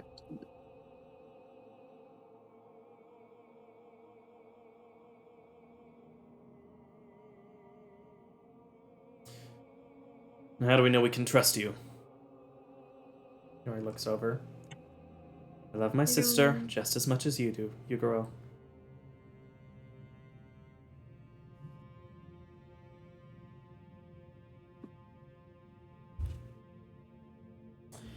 You're correct, Chris. The thing with the Grim is that they react to emotions and they can sense emotion. Whether or not they feed on it is an unproven theory, though I need you to make an intelligence check. So I can roll an intelligence check for Garand, unless someone else wants to roll one instead to try and see if you know what a nightmare is, as she seems to be referring to a specific kind of Grim. What would we roll for that? Probably religion. Yeah, I'm not gonna roll. Garand rolls religion and rolls a 13. As far as you're aware, it's an unproven theory that they can feed on emotion. But they definitely react to emotion.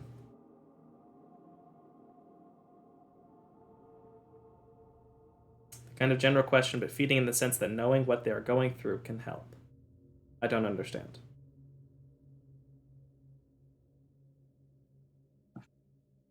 No, you're fine.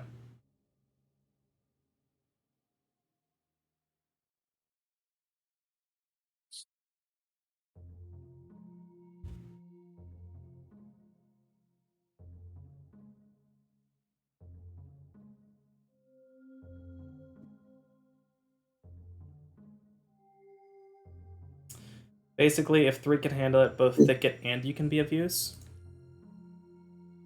Huh. Well, I appreciate the offer, but I'd prefer if it's just me and one other. I think me and one other can handle the inside with relative ease. I'll need Yoko to come as well. She nods to her mother. Or I'll need my mother to come as well. She nods to her. She does not call her mother by her name. Calls her mother. Okay. As she sets the 3 chairs around the table. Would she rather have someone who could calm her sister or someone who can understand what she needs? In this case, calming would be preferable. So that's partially why I need my mother there. She'll have the most effect with her voice, I'm sure, as she nods to Yoko. Okay, then it should be Garand. Cool beans.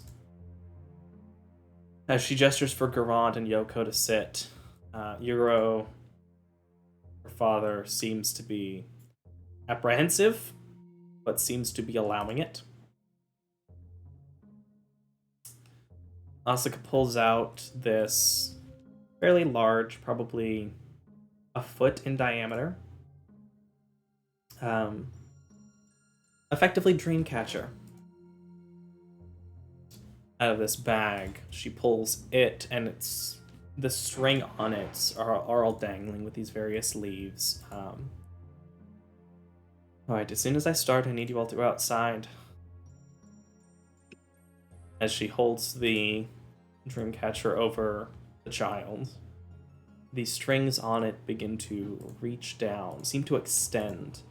And as it reaches down, extending, the strings begin to slip around and wrap around the young girl's, specifically her ankles and her wrists, before just wrapping around her body in general, her torso, her legs, her neck, just kind of holding her in place, almost wrapping and connecting to her. And as it seems to get this hold on the child, there is a reaction of energy as this pure white aura begins to glow from the girl's chest, come upward in this vortex, moving outward, and then seemingly meeting the edge of the dream catcher, creating an almost kind of a filtering, or what's the right word? Like cone, like spinning vortexing cone from the dream catcher to the kid's, what you would assume to be heart. As this happens, 3 strands of that same string come out of the top. The first one floating over to Yoko, who looks a bit frightened, but doesn't say anything. The strand moves toward and seems to almost not quite pierce, but shift and like connect into Yoko's chest, presumably where her own heart is. The second strand reaches toward Yori, who, as this is happening, Yoko closes her eyes and doesn't seem to be reacting anymore. As the second strand reaches over to Yori, it seems to pierce toward Yori's own chest before becoming red for a second and pulling back out. Yori's expression becomes surprised. She looks over. Okay, Garand, I need you in there now. I'll do my best to catch up. I don't know why she's rejected me. Quickly, as the third strand fairly quickly moves toward Garand, and you feel a slight pressure as the string enters your chest, and a slight pain. As everything goes dark, and you close your eyes. As that happens to him, what is everyone else doing?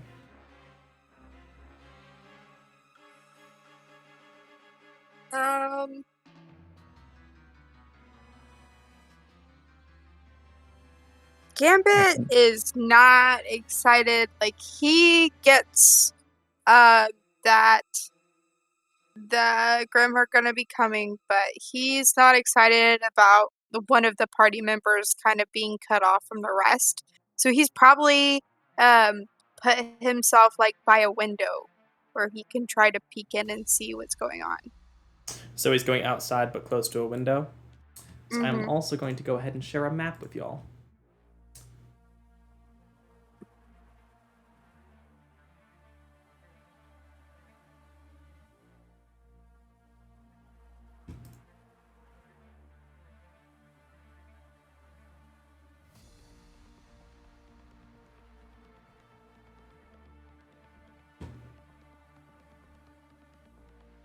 Let's see. Make sure I throw the test dummy onto the map so that the test dummy can see what y'all see. Y'all should be able to see the map. I think everyone has dark vision now, so nothing should be blocked off. Claude will stay inside. Jackie may want to go. Actually, Jackie will be staying near Goron's feet. Yeah, I probably would have had a guard anyway.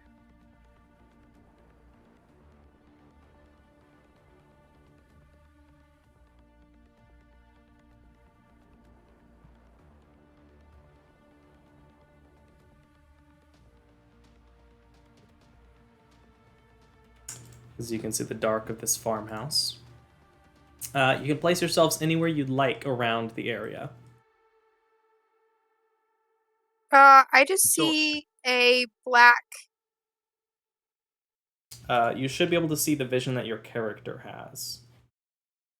Yeah, it's just black for me too.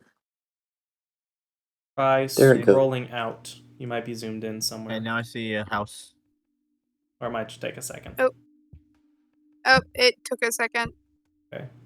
Also gonna Yeah, throw. that's all. Gonna throw Tiefling in kimono.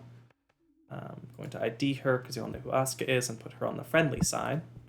Be all anywhere around the house you want. And I need someone to take control of Maverick. Which actually, for the moment, Garant take control of Maverick. Okay.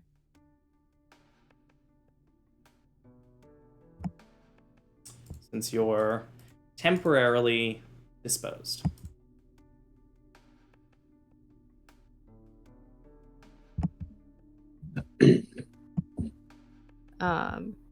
Should we go outside and like put up a front, or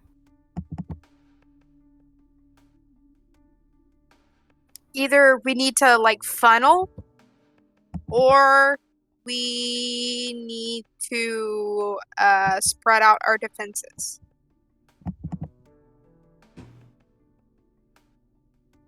It's not letting me move Maverick, I don't think. Yeah, it's taking a second to load on my side. I think it's trying to get all the different things going. Got it. There we go. Make sure you've claimed him. So, Um, is there a awesome. way that we can? going to unlock everyone's tokens so you can put yourself where you'd like. Anywhere in the vicinity of the map is where you can go. I would like Morate or Thicket to make a perception check.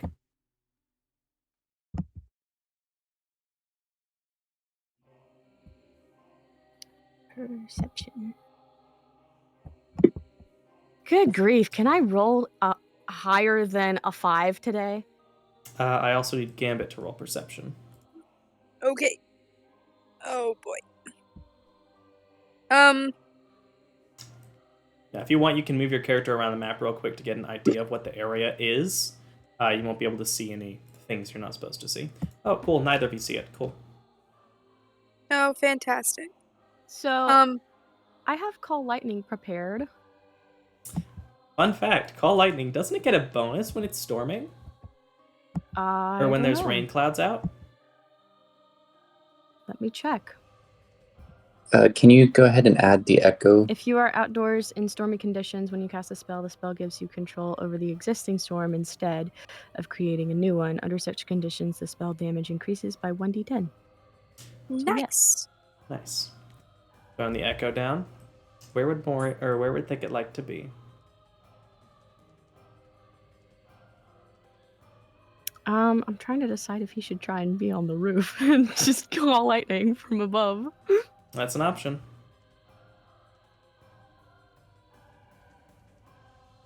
But then he can't really heal besides healing word.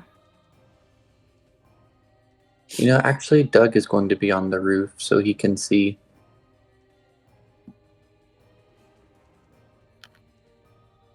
Yeah, it would be good if we had. Yeah, I think it would be good. That would be a good idea. So we can, especially if we have someone who's like Thicket a is lookout. fast, so he can get to where he needs to. And for the record, y'all Yeah. came from the north, is where the place would have been. The whatchamajigger. If you get over around, I need scream really loudly. Doug. You said you were going to the roof. Yeah. I need Doug and Maverick to both make perception checks. Yeah, I don't like the sound of that. I don't either. Perception checks. I am uncomfortable with the energy in the studio. Imagine if you were listening to the music I'm listening to as well. Oh, I forgot that was an option. Let me turn that on. Currently, I've got my spooky, scary playlist going. Spooky, scary skeletons. So, I think... Yes. Alright, did we put his name in there? No, we didn't put his name in there. Thought I put his name with him. Whose? Maybe it didn't say it, or maybe it Maverick? Because it said Maverick did the perception skill. Yeah, no. I was looking in. I wanted to summon my fire elemental friend. I thought I put his name. I thought I put his name with the brazier of commanding fire elementals. Okay, one second. No, I Let me can't find see it. Let me see where I put it. Which also, is Garon summoning it, or is Garon giving it to someone else to summon? I think it makes more sense for someone else to control it, but I think the only one that can properly talk to him anyway is Thicket. So Okay, so are you letting Thicket Maybe summon a Navo? A Yeah. Navo Stockteros. that's it. Anonymous. To ignite the ash. Is Thicket going to summon the fire elemental? Yeah. All right. Where would you like to put the fire Well, elemental? would it be a bad idea to do so in a storm? He would have, because of the heavy rain, he does have a -4 to fire damage, but he still can potentially do damage.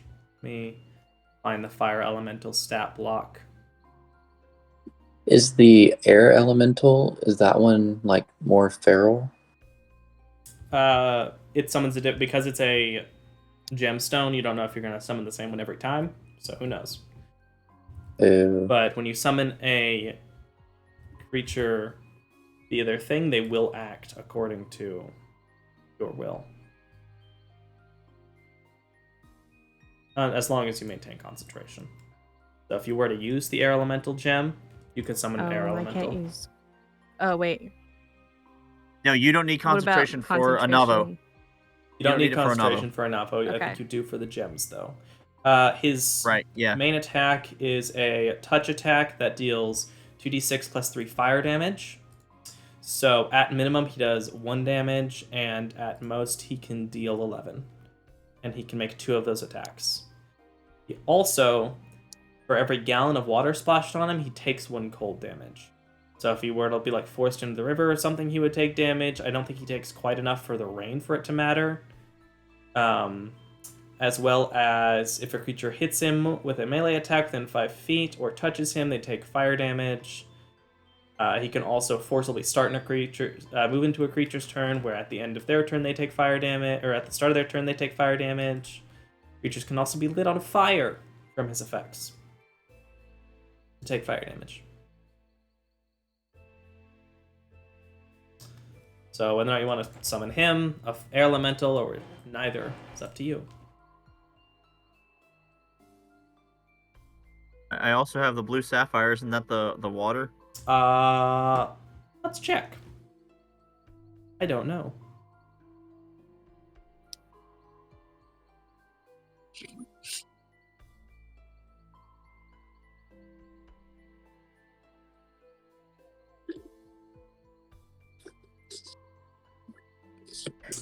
Let's see. You have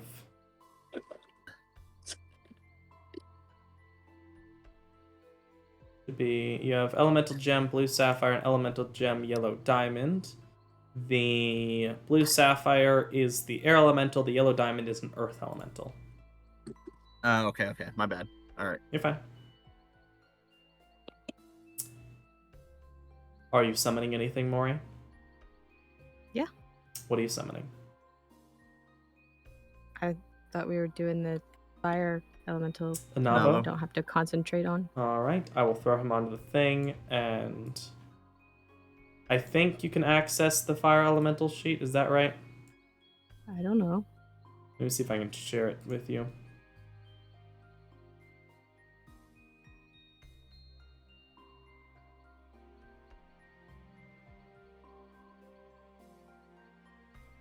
Okay, I've made him friendly. Unfortunately, due to the fact that I didn't think to make a token for him because I didn't think about it, I don't have a token specifically for him, so I'll have the generic fire elemental token. Is donk. Oh, I thought Bob was gonna come out. Okay, I think I've shared it to where you can look at it, Thicket. Did that share to you? Yes. Cool. So now you should have access to his sheet. So he'll get the generic fire elemental thing. Okay. And now I need everyone to roll initiative. Dun, Including dun, dun. But not limited to. Garand. I accidentally rolled everyone's initiative, so you can reroll your initiative if you'd like, or you can keep the initiative you have. Doug always does bad with these. Should auto fix your initiative if you rolled that way. I need to give Bob minus 1,000 initiative. He's the worst.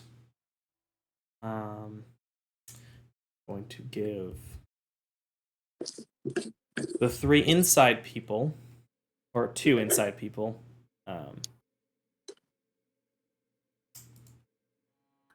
an extra 100 on their initiative so that they will be separated from the rest of you.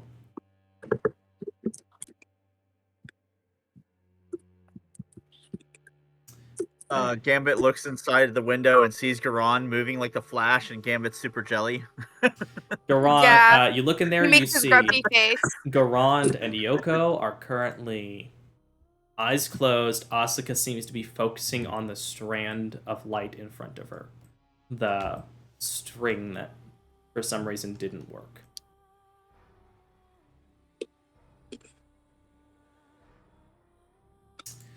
All right. Garand on the inside. We'll get to you later. So that will bring us to this person. Or this creature, rather. I need to roll a stealth check for it.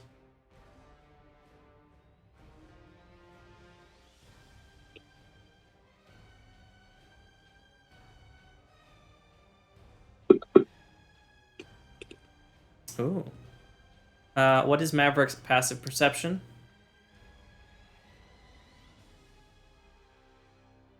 Blurg. Looks like just 12. Yeah, I don't see any. Yep, 12. 12 is convenient. Maverick, you hear a sound don't necessarily recognize. The sound of almost like scissors, like cutting.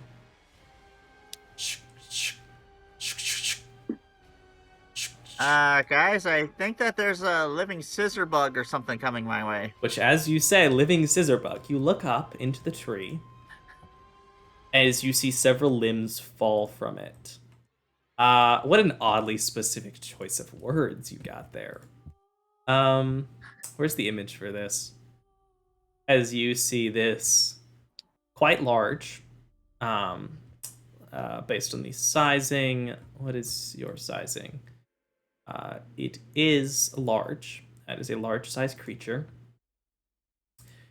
Approximately 10 feet tall, at least from what you can tell. In length, it's probably a bit more than that, maybe close to 15 feet. As you look up into the tree to see this large praying mantis-like creature with black skin, these glowing yellow eyes, various bony structures and armor plates across its body. These 2 long, scissor-like arms. I am going to share this Grim image, which I believe is the first fully fan-made Grim we've got in this campaign. There have been a couple others that are kind of, or near, but not quite fully made by fans. As you see what is described, well, you wouldn't necessarily know, but I mean, you could look in the top left to see its name, though Maverick would not necessarily know its name. Right. For us, it's... Oh, wait. I was going to say it's labeled identified map, but you were talking about the image itself. On the image itself, it says the name. Of course it does. Oh no, it's the unidentified map. It's the unidentified blood zealot mantis. I'm actually going to go. I'm just going to. There we go. That'll fit. Making sure the audience can see it as they go. Which I'm going to go ahead and identify it rather than just having it called Towering Mantis Grim, since you technically see the name, the Blood Zealot Mantis. As it is hanging in the tree, you hear the of its claws.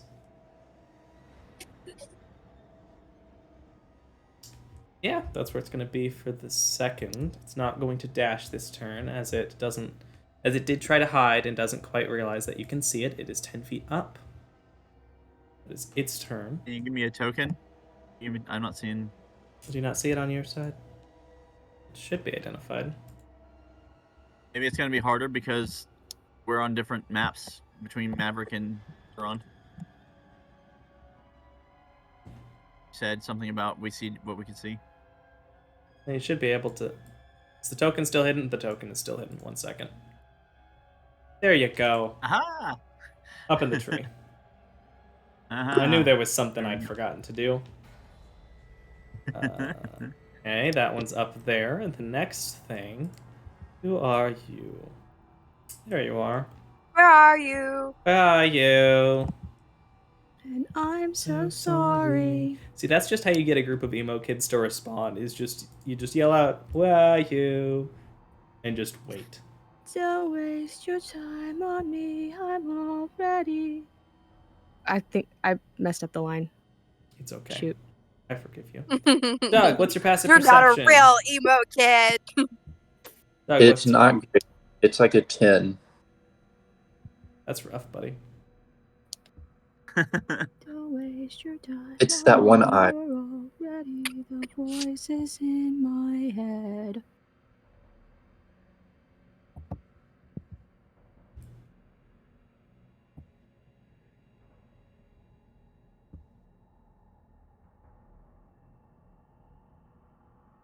I need Gambit and Doug's passive perceptions. You said it was 10? What's Yeah. Gambit's?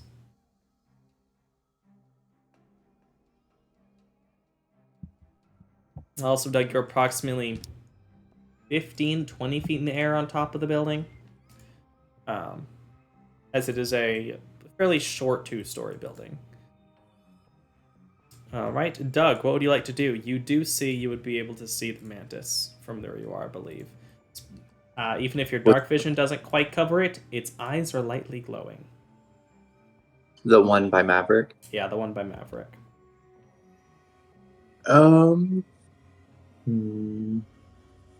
But it doesn't know that we see it, correct? Not necessarily, no.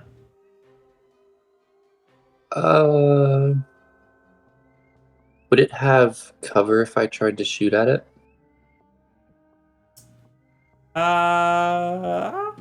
That's a good question.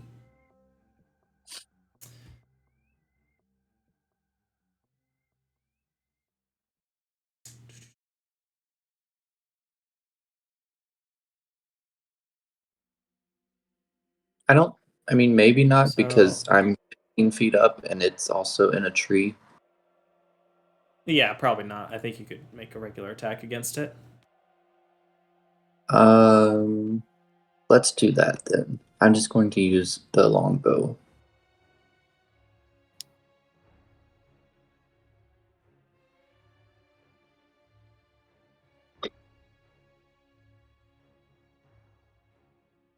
Nope. The first attack, as it goes to it, it flies past. In the dark and in the rain, it's hard to see exactly where it is. It's hard to make out its full body, especially since it's a mixture of white and black. As it flies through, you hear it collide with the tree. As the mantis turns its head and looks right at you. I don't like the way it looked at me. I'm going to do it again. And that's still bad. What you looking at? Yeah, it's still not great. The second one, its claw comes up and and in a blink of an eye, strikes the arrow out of the way. The rest of its body completely unmoving as it does this. Okay, well, with those two fells, I think Doug is just going to revert back to his roots, and he is going to go as far as he can, the 30 feet in this direction. Alright, let's get you on a proper space, though. So we're going to go right here. Even though it's technically 35 feet, nobody cares that much. I mean, it might come into play later, and if it does, that's my fault, I guess. And then he's going to... so since he moved 30 feet past his echo. His echo goes away, but then he's going to use his bonus action to cast it right beside Maverick, or like close to Maverick. Okie doke. And that's his move. Full beans. Oh wait, but then while he's running, he's switching out his bow and arrow for the shield and the scorching solarium. All right, make sure to increase your AC by 2 from the shield effect. Yeah. Actually, let me check something. Why is your AC? Oh, that's your initiative. That's 14, not your AC. Okay, never mind. All right, Gambit, what would you like to do? As you do hear a couple of arrows fire off. And Doug running boy. across the roof. Doug running across the roof. He should have done this earlier, but alas. He's going to use his action to activate his Wings of Flying. Nice.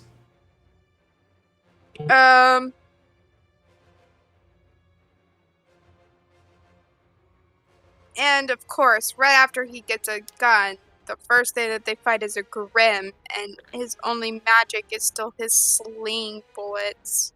Did you not take magical scimitar? Did you not get one of those? I got that. Poor guy. Yep, sling bullets. Have at it. And I guess my Yadigan The Yadigan is has not magic. it. It's actually anti-magic. They're next to impossible to enchant, but if you attack someone that has magical protection, such as +1 armor or the shield effect, it completely ignores the effect. Yep. They're dimeridium. So bonus action. Bonus action. Huh. Yeah. So he can fly now, so he's gonna fly this way, and he can probably see what's up from there. Can he? Oh boy. How far up are you flying? He'll fly kinda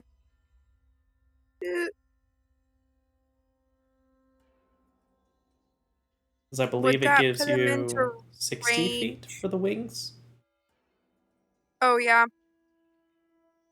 I'll check, but I think it's 60 feet. Yep, 60 feet. They're flying Okay. up Out and there, over there. he's in range there now. Isn't he? Yeah. What did he? About 25 feet, but you used your action to do the wings anyway. Yeah. I don't think there's a. Oh, wait. Never mind. Well, wait. Is there the chimney's right there, isn't it? Yeah. Can he fly behind the chimney and bonus action hide? You've already used your bonus action to... Wait, did you? Nope, I used my action. Okay. So yeah, you could hide up there. Cool. And that's the end of my turn. Alright. Thicket. You see glowy bug in the left side of the house. Okay.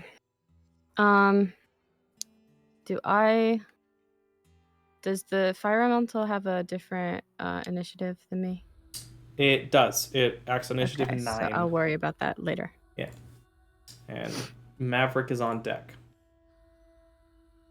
Okay. Well. Do I notice any other sounds of maybe any more Grim that are approaching besides that one? Make a perception check. Will that be my turn? It would be your action. Especially with all the rain and everything. To tell specifically, it would be your action. Well, then I don't know if I want to do that. It's up to you.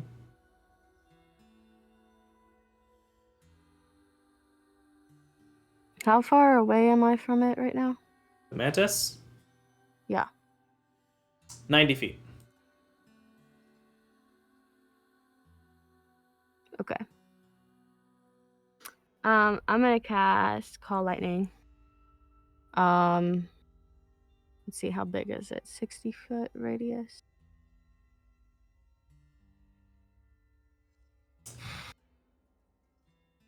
Can I move it? Well, after I cast it. I don't know. What does the spell say? Appears centered on a point you can see 100 feet directly above you.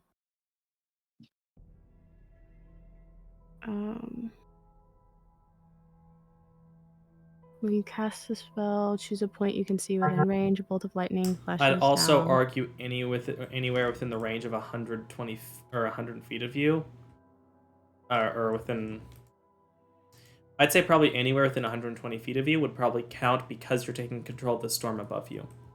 And normally you wouldn't be able to move it, but because you've got a storm going, you'd be able to move it.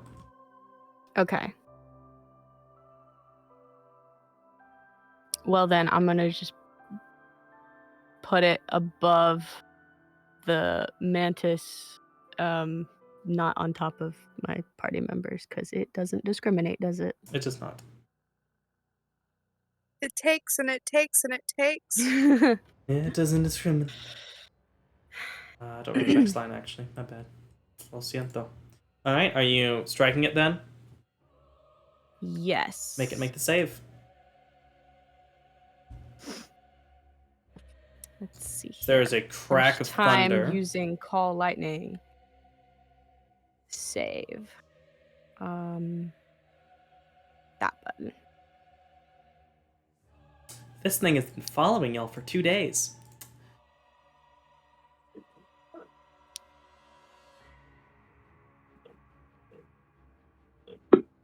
It rolled well, and it does successfully save, so it will take half damage from the effect. How do I get the extra damage? While you're dragging the effect... Oh, do you have a mouse? No. Then I will add... Well, I can connect one. Nah, it's fine. I'll just add another damage effect. But I want to know what it is. It's 4d10, because it just adds an extra d10. But, I mean, I wanted to know what you were going to have me do if I did have a mouse. While you're dragging the damage, with the left click, and you're in the air, like while you're dragging the die, you can right click to add more dice.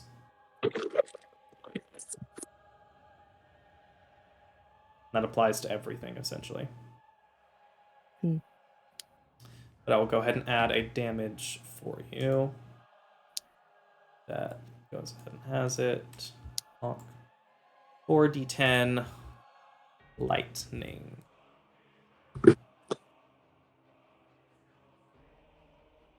Oh, it's added. You'll be able to see it. And you do need to throw Call Lightning concentration onto yourself. Yes, I know. Cool beans. Cool beans, dude. Alright, that is... You rolled twice, so I'm going to get rid of the second set of damage. Well, I did one of the d10. Oh, I thought you... Sorry, Oh, I no. thought it was 1d10. Nah, I did the 4d10s that you could just roll at once. I will undo the 27 damage that you dealt the second time. It instead... well, the 4d10 was the second. This is true. I'll just revert the 11 damage then. I'm nice. Okay, you dealt... Well, we would have taken half the 27, which comes out to 13 damage to it.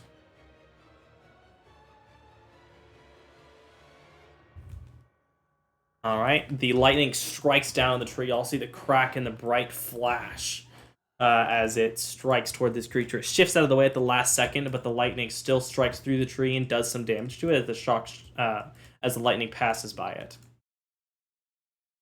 As action, any bonus actions you want to take?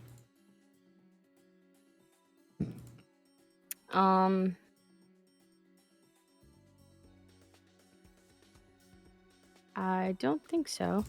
All right, it is Maverick's turn, and I fire. will warn the rest of the party to be careful about the Call Lightning. Watch out, guys! That lightning can hurt you too. Maverick's turn, and Fire Elemental Anavo is on deck. Oh, Maverick. Oh, do? good. Thanks for that warning. I was gonna go up and smash him in the face, but now I won't. I guess I can I'm wait. trying really hard to do a Maverick voice. There it is. It's a little I bit will more stick like this, to- not quite as nasally. I'm gonna have a hard time with that, but I'll try. Whatever works. Anywho, charge! All right. You just look over to Maverick Doug as he's talking to himself in multiple voices. All right. I guess I'm going to magic missile this thing. That seems a very Maverick thing to do at this point. It is. Maverick I does bet you love. can't. I bet you can't come get me after this. Haha. You're leaning a little less into Maverick and a little more into. What's the name of the brother? Not Sans. Papyrus. You're leaning a little more into Papyrus than Maverick, but sure. From Undertale. But yeah, go for it. Throw the magic missiles at it. What level are you casting? Let's go 1. I don't know how rough this might get, so let's start slow. All right, go ahead and throw the effectively 3d4 plus 3 in several rolls. So we'll take full So I damage. can just blood drop him 3 times. Yeah, you can just magic missile drop him 3 times. Fortunately, the first one didn't do much damage, the second one did a little more, and the third one dealt a good amount. As once again, you'll see Maverick pull up his gauntlet and the 3 bursts of light that strike into it. As you see, they cut into one of its legs that it seems to shake to the side as if it hasn't taken that much from it. As it re-steadies its leg. Anything else Maverick's going to do?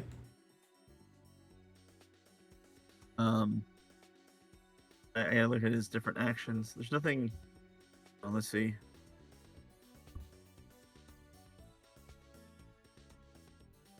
How does defensive field work? Is that a bonus? It is a bonus action to give himself 10 HP. All right, then he'll do that. All right, go ahead and throw that on yourself. In the meantime, Fire Elemental, what do you want a Navo to do? How high up is the bug?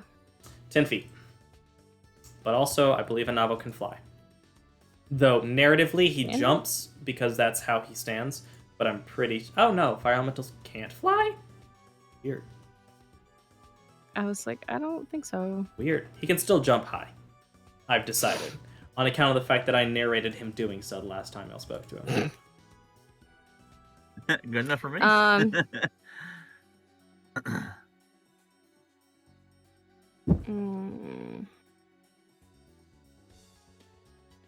I'm trying to decide if I want him to go inside melee range and subsequently in the call lightning area.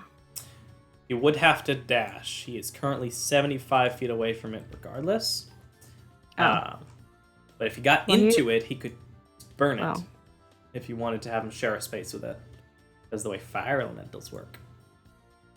Fire elemental. Well, I will have him go up to the edge of it and hold and attack if anything gets close to him. Okie doke. Try and move him where you want Wait to. till next turn. Ah. That creature. Where can you move to? What's your range of movement speed? We'll have him say hi to Maverick. Oh, it's nice and warm. It reminds me of back home in the cave. That creature needs to make a stealth check.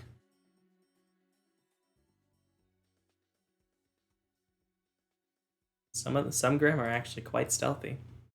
And sometimes they roll really well. Garant. As you close your eyes and everything goes dark, there is a shift in your surroundings. You no longer feel wet. You actually feel quite warm. It gets very hot very fast. You find yourself sitting at the same table. But well, not the same table. A very similar table. The house is actually a little smaller as you look around. This kitchenette front room is maybe half the size of what it was. The fireplace is smaller. More really just a stove with an open front. sitting at the table. You do find yourself sitting at the table, and across from you, you do see Yoko. But you see along the walls and parts of the floor, the house is on fire.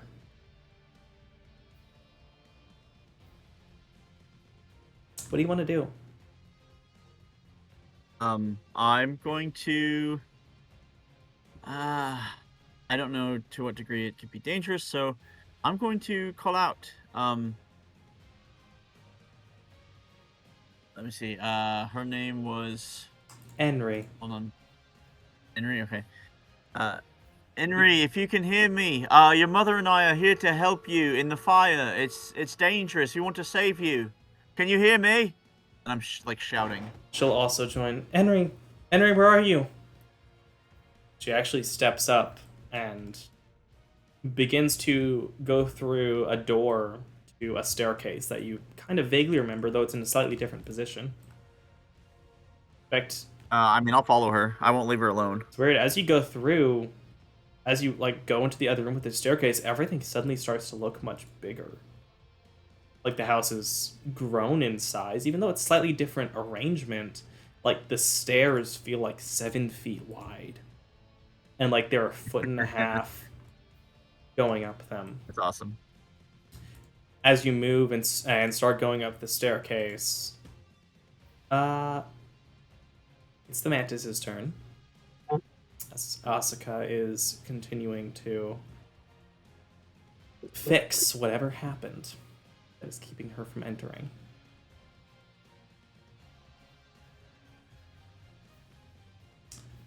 Mantis is going to... Oh, it's curious. It did just get struck by lightning, but also laser beam spheres. What's your movement speed, big guy?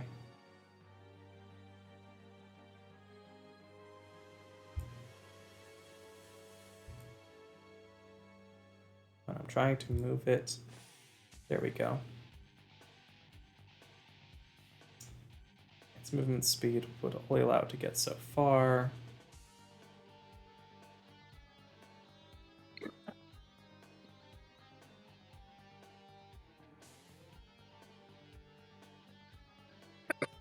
It is going to jump down and very quickly move forward before... Let's see, what is it going to do? How does that work?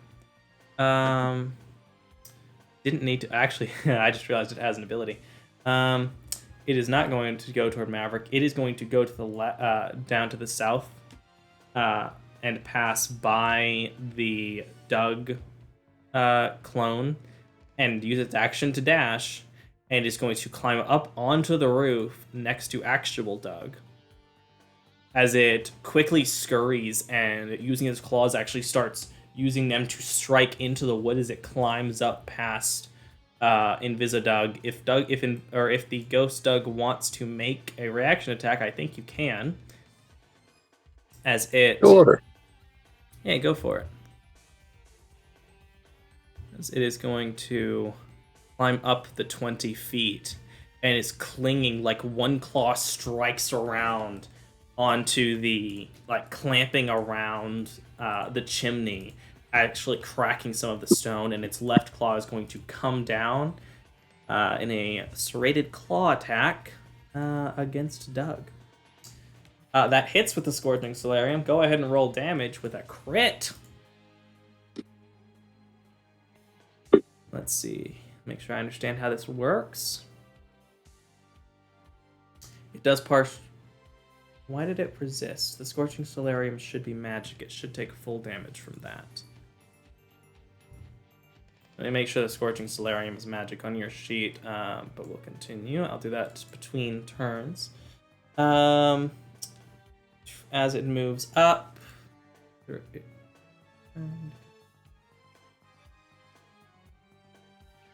we go. It is going to make a serrated claw attack against Doug. What was Maverick's stealth roll? Gambits, maybe? I'm sorry, yes, Gambit. What was Gambit's stealth roll? No, It was a lot, but I don't remember what it was. I don't think I rolled stealth. I think Then I go ahead zoned and roll out. stealth, because that matters. Yeah, that does matter. The first attack comes down, Doug strikes toward you. Actually manage to dodge out of the way as you slip and slide your way upward the edge of this roof. That's the word. As it will make another serrated claw. The first one striking into the roof. The second one comes down. It pulls back up and comes down again. The second one, as you're prepared for it, you use the slippery ground more to your advantage as you shift off to the side. It misses both attacks. Come on, Blood Zealot Mantis. You need to do better than that. Also, what is your passive perception, Blood Zealot?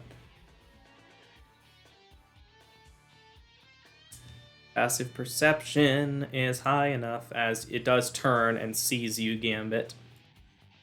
It doesn't get to make a mandibles attack because it used its action to dash. Additional creature movement. Creature you can't see. Next up on deck is Doug. Doug is just going to do 2 attacks. That Actually, you will know be, what? In a second. You're up next, but it's not quite your turn yet. Gambit, you hear you and just barely Thicket, you hear the crash of glass from the opposite side of the building. Also hear the crack of wood come from the south side of the building. Doug, what would you like to do?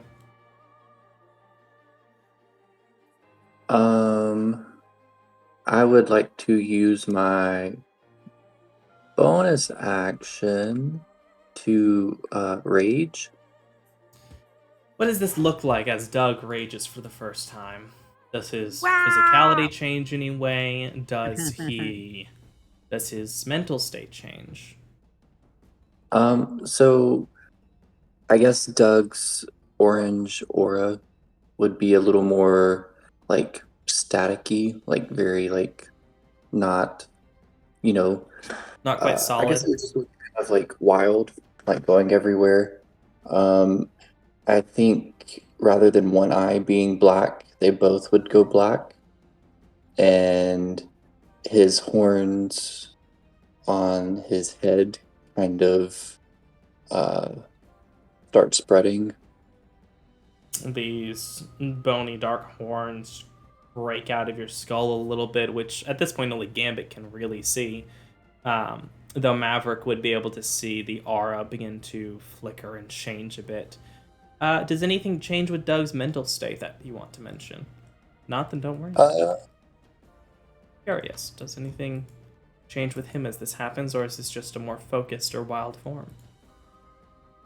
Yeah, I think it's just more of a focused form, and maybe his echo becomes a little more Would you say he's more or less emotionless? smooth, so it's like more like staticky as well.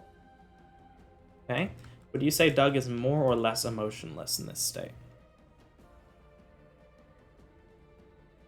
You know what? Just for like fun, maybe he's more like oops, sorry, or like he's more like considerate, I guess. Interesting. All right, continue. Oh, before you roll any Solarium attacks, I do need to fix the damage. Should be slashing, comma, magic. I thought it auto did, but it didn't. There you go. Now it should do magic damage. What would you like to do as you rage? Yeah, so of course I'm going to attack. That does make sense. And maybe not. The first one, as you adjust to this, you step forward, but this, despite its size, this creature is fast. As it shifts back up, as its arm was stuck in the roof for a moment, you swing down toward the arm, but it pulls out and almost disappears in a haze from in front of you, where it's now standing back above you. And then going for a second attack. Second attack, this one, as it comes up, as it stands above you, you lean forward and try to strike down towards its leg that's holding onto the side of the building. Roll damage.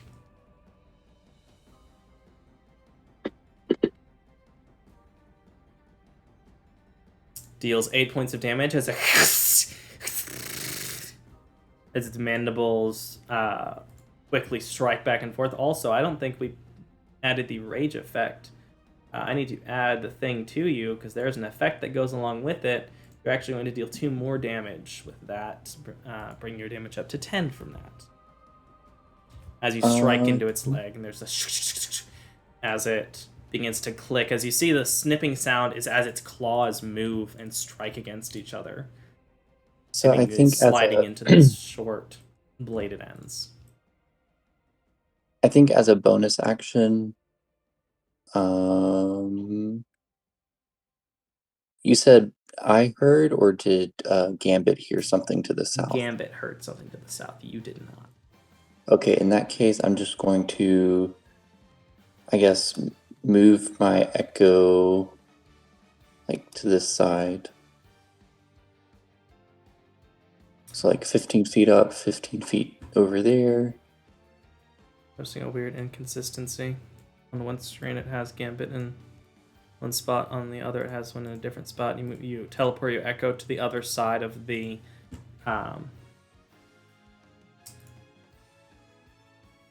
chimney. That's the word. Yeah. And then I'm just going to end my turn. All right, Gambit, what would you like to do? Thicket, you're on deck. It's time to attack. Can I sneak attack? You have someone within 5 feet of it. Perfect. Why do I have spellcast? Okay, no, I just scrolled way too far down.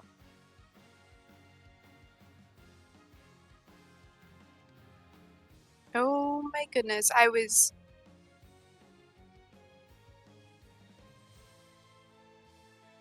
Oh no.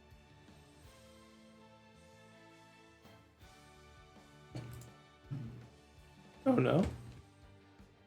Ooh. Oh no. Oh no, no, no, no. What do I gotta do? The king likes Daniel more than me and you. Oh no. How do I do it now? Gotta get him It's out of here. different. Bum. We could throw him in the dungeon. We could let him rot in jail. Okay. We could use him as a footstool or a table to play Scrabble on, or tie him up, or beat him up, or throw him out of Babylon. Okay, there we go. I found it. What'd you find? But first, before I do that, I need to roll the attack. You do. And we're gonna what are you attacking he's with? right next to me. So you'll have disadvantage on a range attack if you try to range attack him. Is it worth it to do that? Let's just go, because doing with a non-magical weapon will still do damage to him. He'll just be resistant, right? Correct. Okay. We're going to do some damage versus risk of no damage. So I'm going to be attacking him with my Yad again. You pull out the short sword with your left hand as the sling was holding in your right. That hits. I forgot. Make sure to roll on him, but that does hit. Go ahead and add your sneak attack and roll damage. Okay. Effect. Self. Do. Did I do it? Yes. You did. And then I'm going to roll the damage. Do it. Roll on him. Yes. Roll the damage. Ooh. Not as good as it could be, but better than none. Not great. It takes 5 points of damage as you strike toward it, cutting in a little bit into its claw that's still held around the chimney. It doesn't do much against the bony structure on the outside as it bounces off. Can I bonus action disengage, or is that my... You can. That's you. I can. That's me.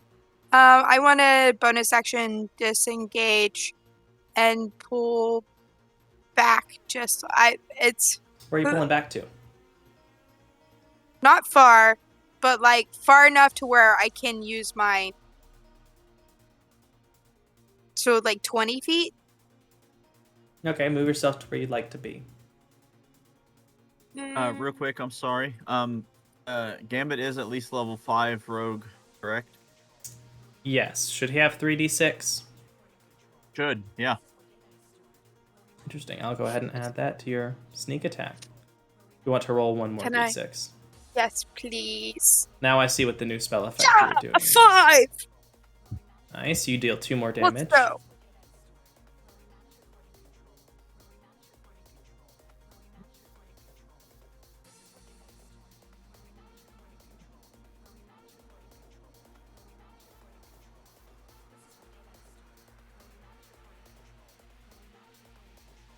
Okay, and try to move yourself to where you'd like. Did it not move? I don't know. I was paying attention to your thing. Oh, perfect. Does he move right there? Since they're no longer properly hiding, they were just out of view. You see 2 creatures. Oh, fantastic. Great. Good time. Good time having creatures that you can see. Let me make sure I've got the image. Make a religion check. See if you know what these type of creatures are, even though I believe it's also written on the thing. A religion check. Oh. Sorry, the batteries are going out my mouse and it's making it like drifts like a Switch controller. It's making it really hard to click on I stuff. got mouse drift. Oh, you would recognize what these are. These are called Beowulfs.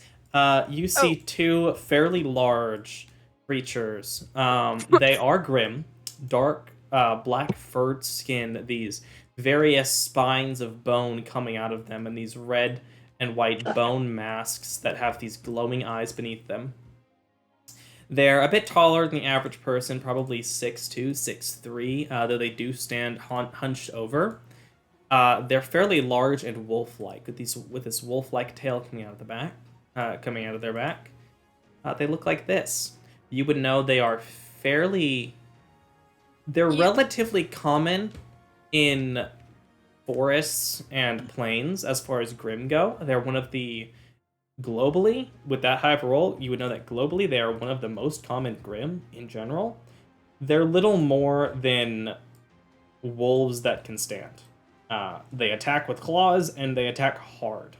You would also know that, though you don't see one here, there is a subtype of Beowulf called an Alpha Beowulf that are humongous and are known to have particularly dangerous roars that are so loud that they can actually damage you. Neither of these are alphas. And you would see them...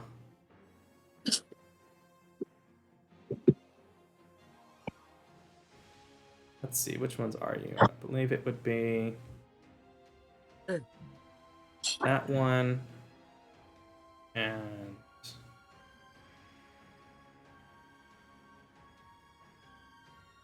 that one, which I'll go ahead and identify because you wouldn't know that they are Beowulfs. As you see, those 2 Grim. Coincidentally, one is standing in front of a now slightly splintered but not all the way broken door, and the other is standing in front of a broken window. Seems they're trying to break into the house from this side. Yeah. Anyway, that's your turn. Thicket, what would you like to do?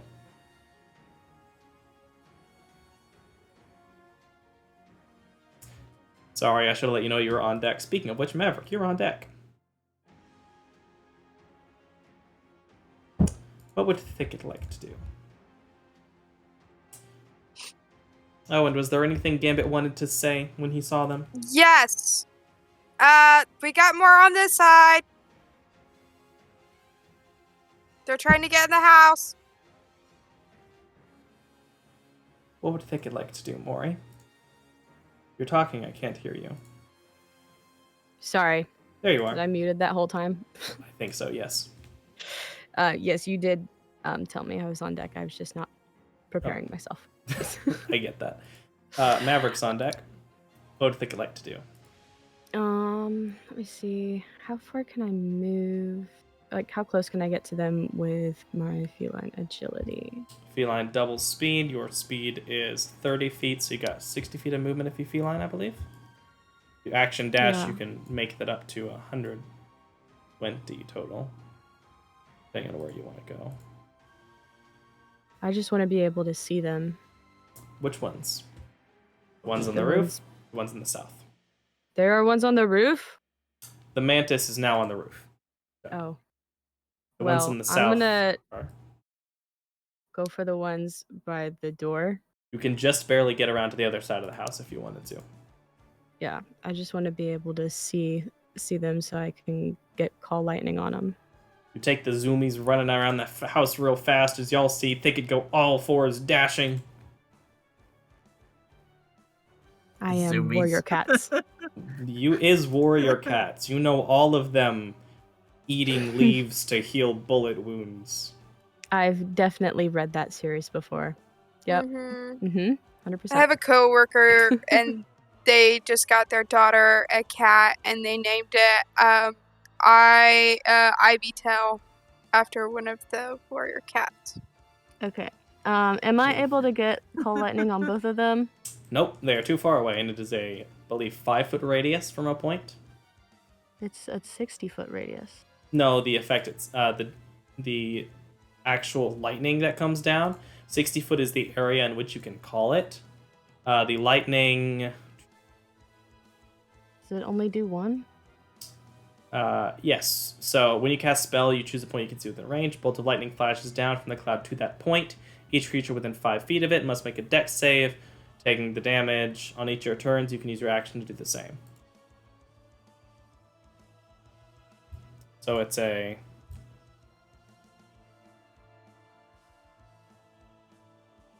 Effectively, that on any point is that you can do. Okay. You can get 4 once if they're next to each other. Yeah, you do get it 4 on once the one by the door. Okay. Striking down next to it, presumably further away from the house, so as not to strike the house with lightning. Go ahead and roll the effect. Which, who are you? That's Beowulf. 12. Roll high damage. What am I rolling? The damage in a second as it fails. Ooh. What? It failed the Got roll. one, you You're murdered him. rolling damage. Let's go! As it failed the save. So you get to strike it with 4d10 lightning damage.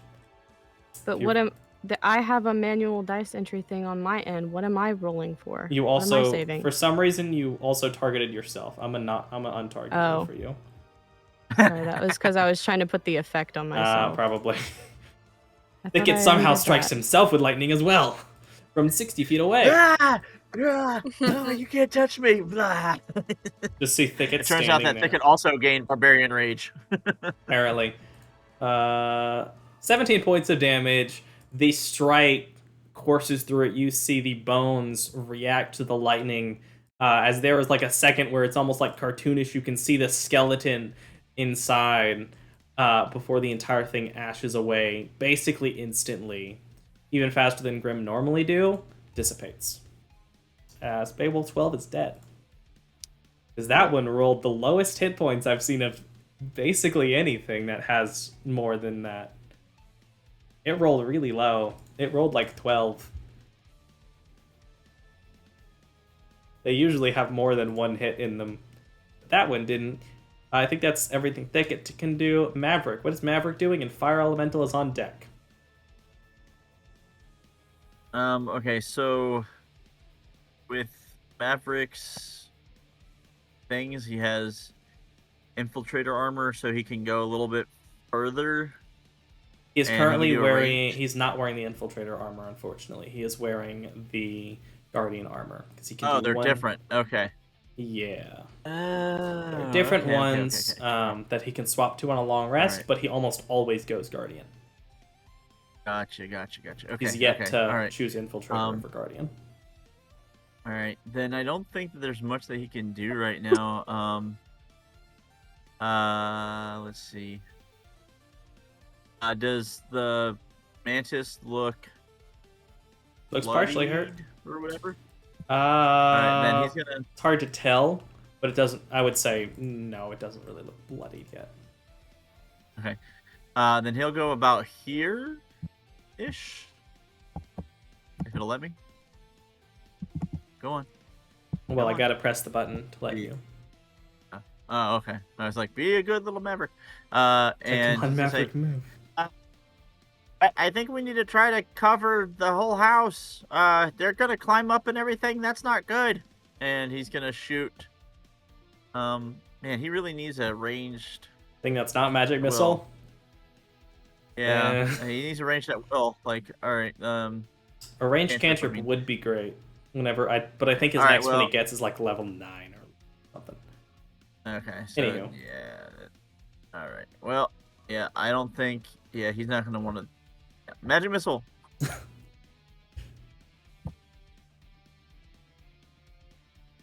First one does 4 damage. Second one does 2 damage. Third one does 5 damage. Nice. Some more damage than last one as these strike into the back of its thorax, the ending part of it. As it strikes into its back, you actually see as it shifts, as it hisses and turns around a little bit, the back plates on it, they flutter a little bit, and you can see that there are in fact wings underneath there. So this thing can fly. You don't know how fast, but it can fly. I was like, yeah, see, I told you shouldn't have gone up there. I'm the one that's gonna hurt you. Anyway, I guess yeah. At this point, he's just gonna kind of hold his ground there because it looks like there's 2 windows and the chimney, and he can target the blood zealot. So he's gonna try to watch this wall, and he's gonna say, "I don't know if you can hear me, Thicket, but I think you need to send the fire elemental the other way." What do you want to do with the fire elemental? Speaking of which.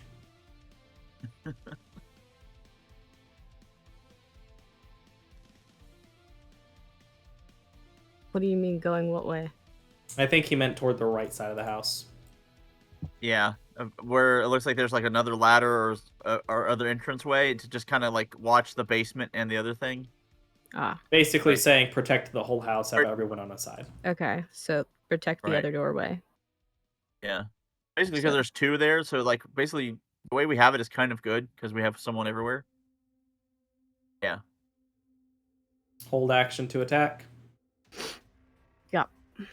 And don't worry, by next week I'll have a proper token for Anavo. Alright. Thicket, you would... Well, I guess... Yeah, since it's coming directly into view, you'd be able to see as jumping up over the fence, there is another Beowulf that actually runs toward you and is going to make... I believe it just takes a single bite attack. All it's going to get to take. Yep, it gets 1 bite attack. Let's see if it can hit you. It crits. As you're kind of like standing on the edge of the house, you just take a step to the side and it bonks its head straight into the side of the house before staggering back. That was a swing and a miss, Beowulf. As it comes back up to Garon's turn, I thought you said it crits. No, it critical. Did I say crit? I meant critical fail it, not 1. Oh. It rolled as bad as it I was possibly. like, what do you mean I'm okay? What do you mean you're okay? It got a crit. If it had gotten a crit, it would have been a little bit worse. They can attack once, but they do good damage. But there, as we go back up to the start of initiative for round 3 with Garand, I think since it is not 10:54, and I think this fight as well as the events with Enri are going to go a little bit longer, I think we're going to go ahead and stop there for this week, and we'll pick up at the top of this initiative next week. If that's all right with everyone. I don't want to keep us up too late going into 1 a.m., especially when I need to do a couple of things between these sessions if possible. Because I'm going to be straight with y'all. The thing that I was working on finishing is the Nightmare stat block. But we'll get there. I think we're going to go ahead and end the recording there in just a second. And then we'll do XP and stuff before we end the stream. Thanks for anyone coming and hanging out. I appreciate everyone that follows us. Liking, subscribing, all that jazz. We really appreciate it. We do this largely for fun, but it's always nice to know people are enjoying it with you. Yeah, y'all have a great night. Goodbye, YouTube.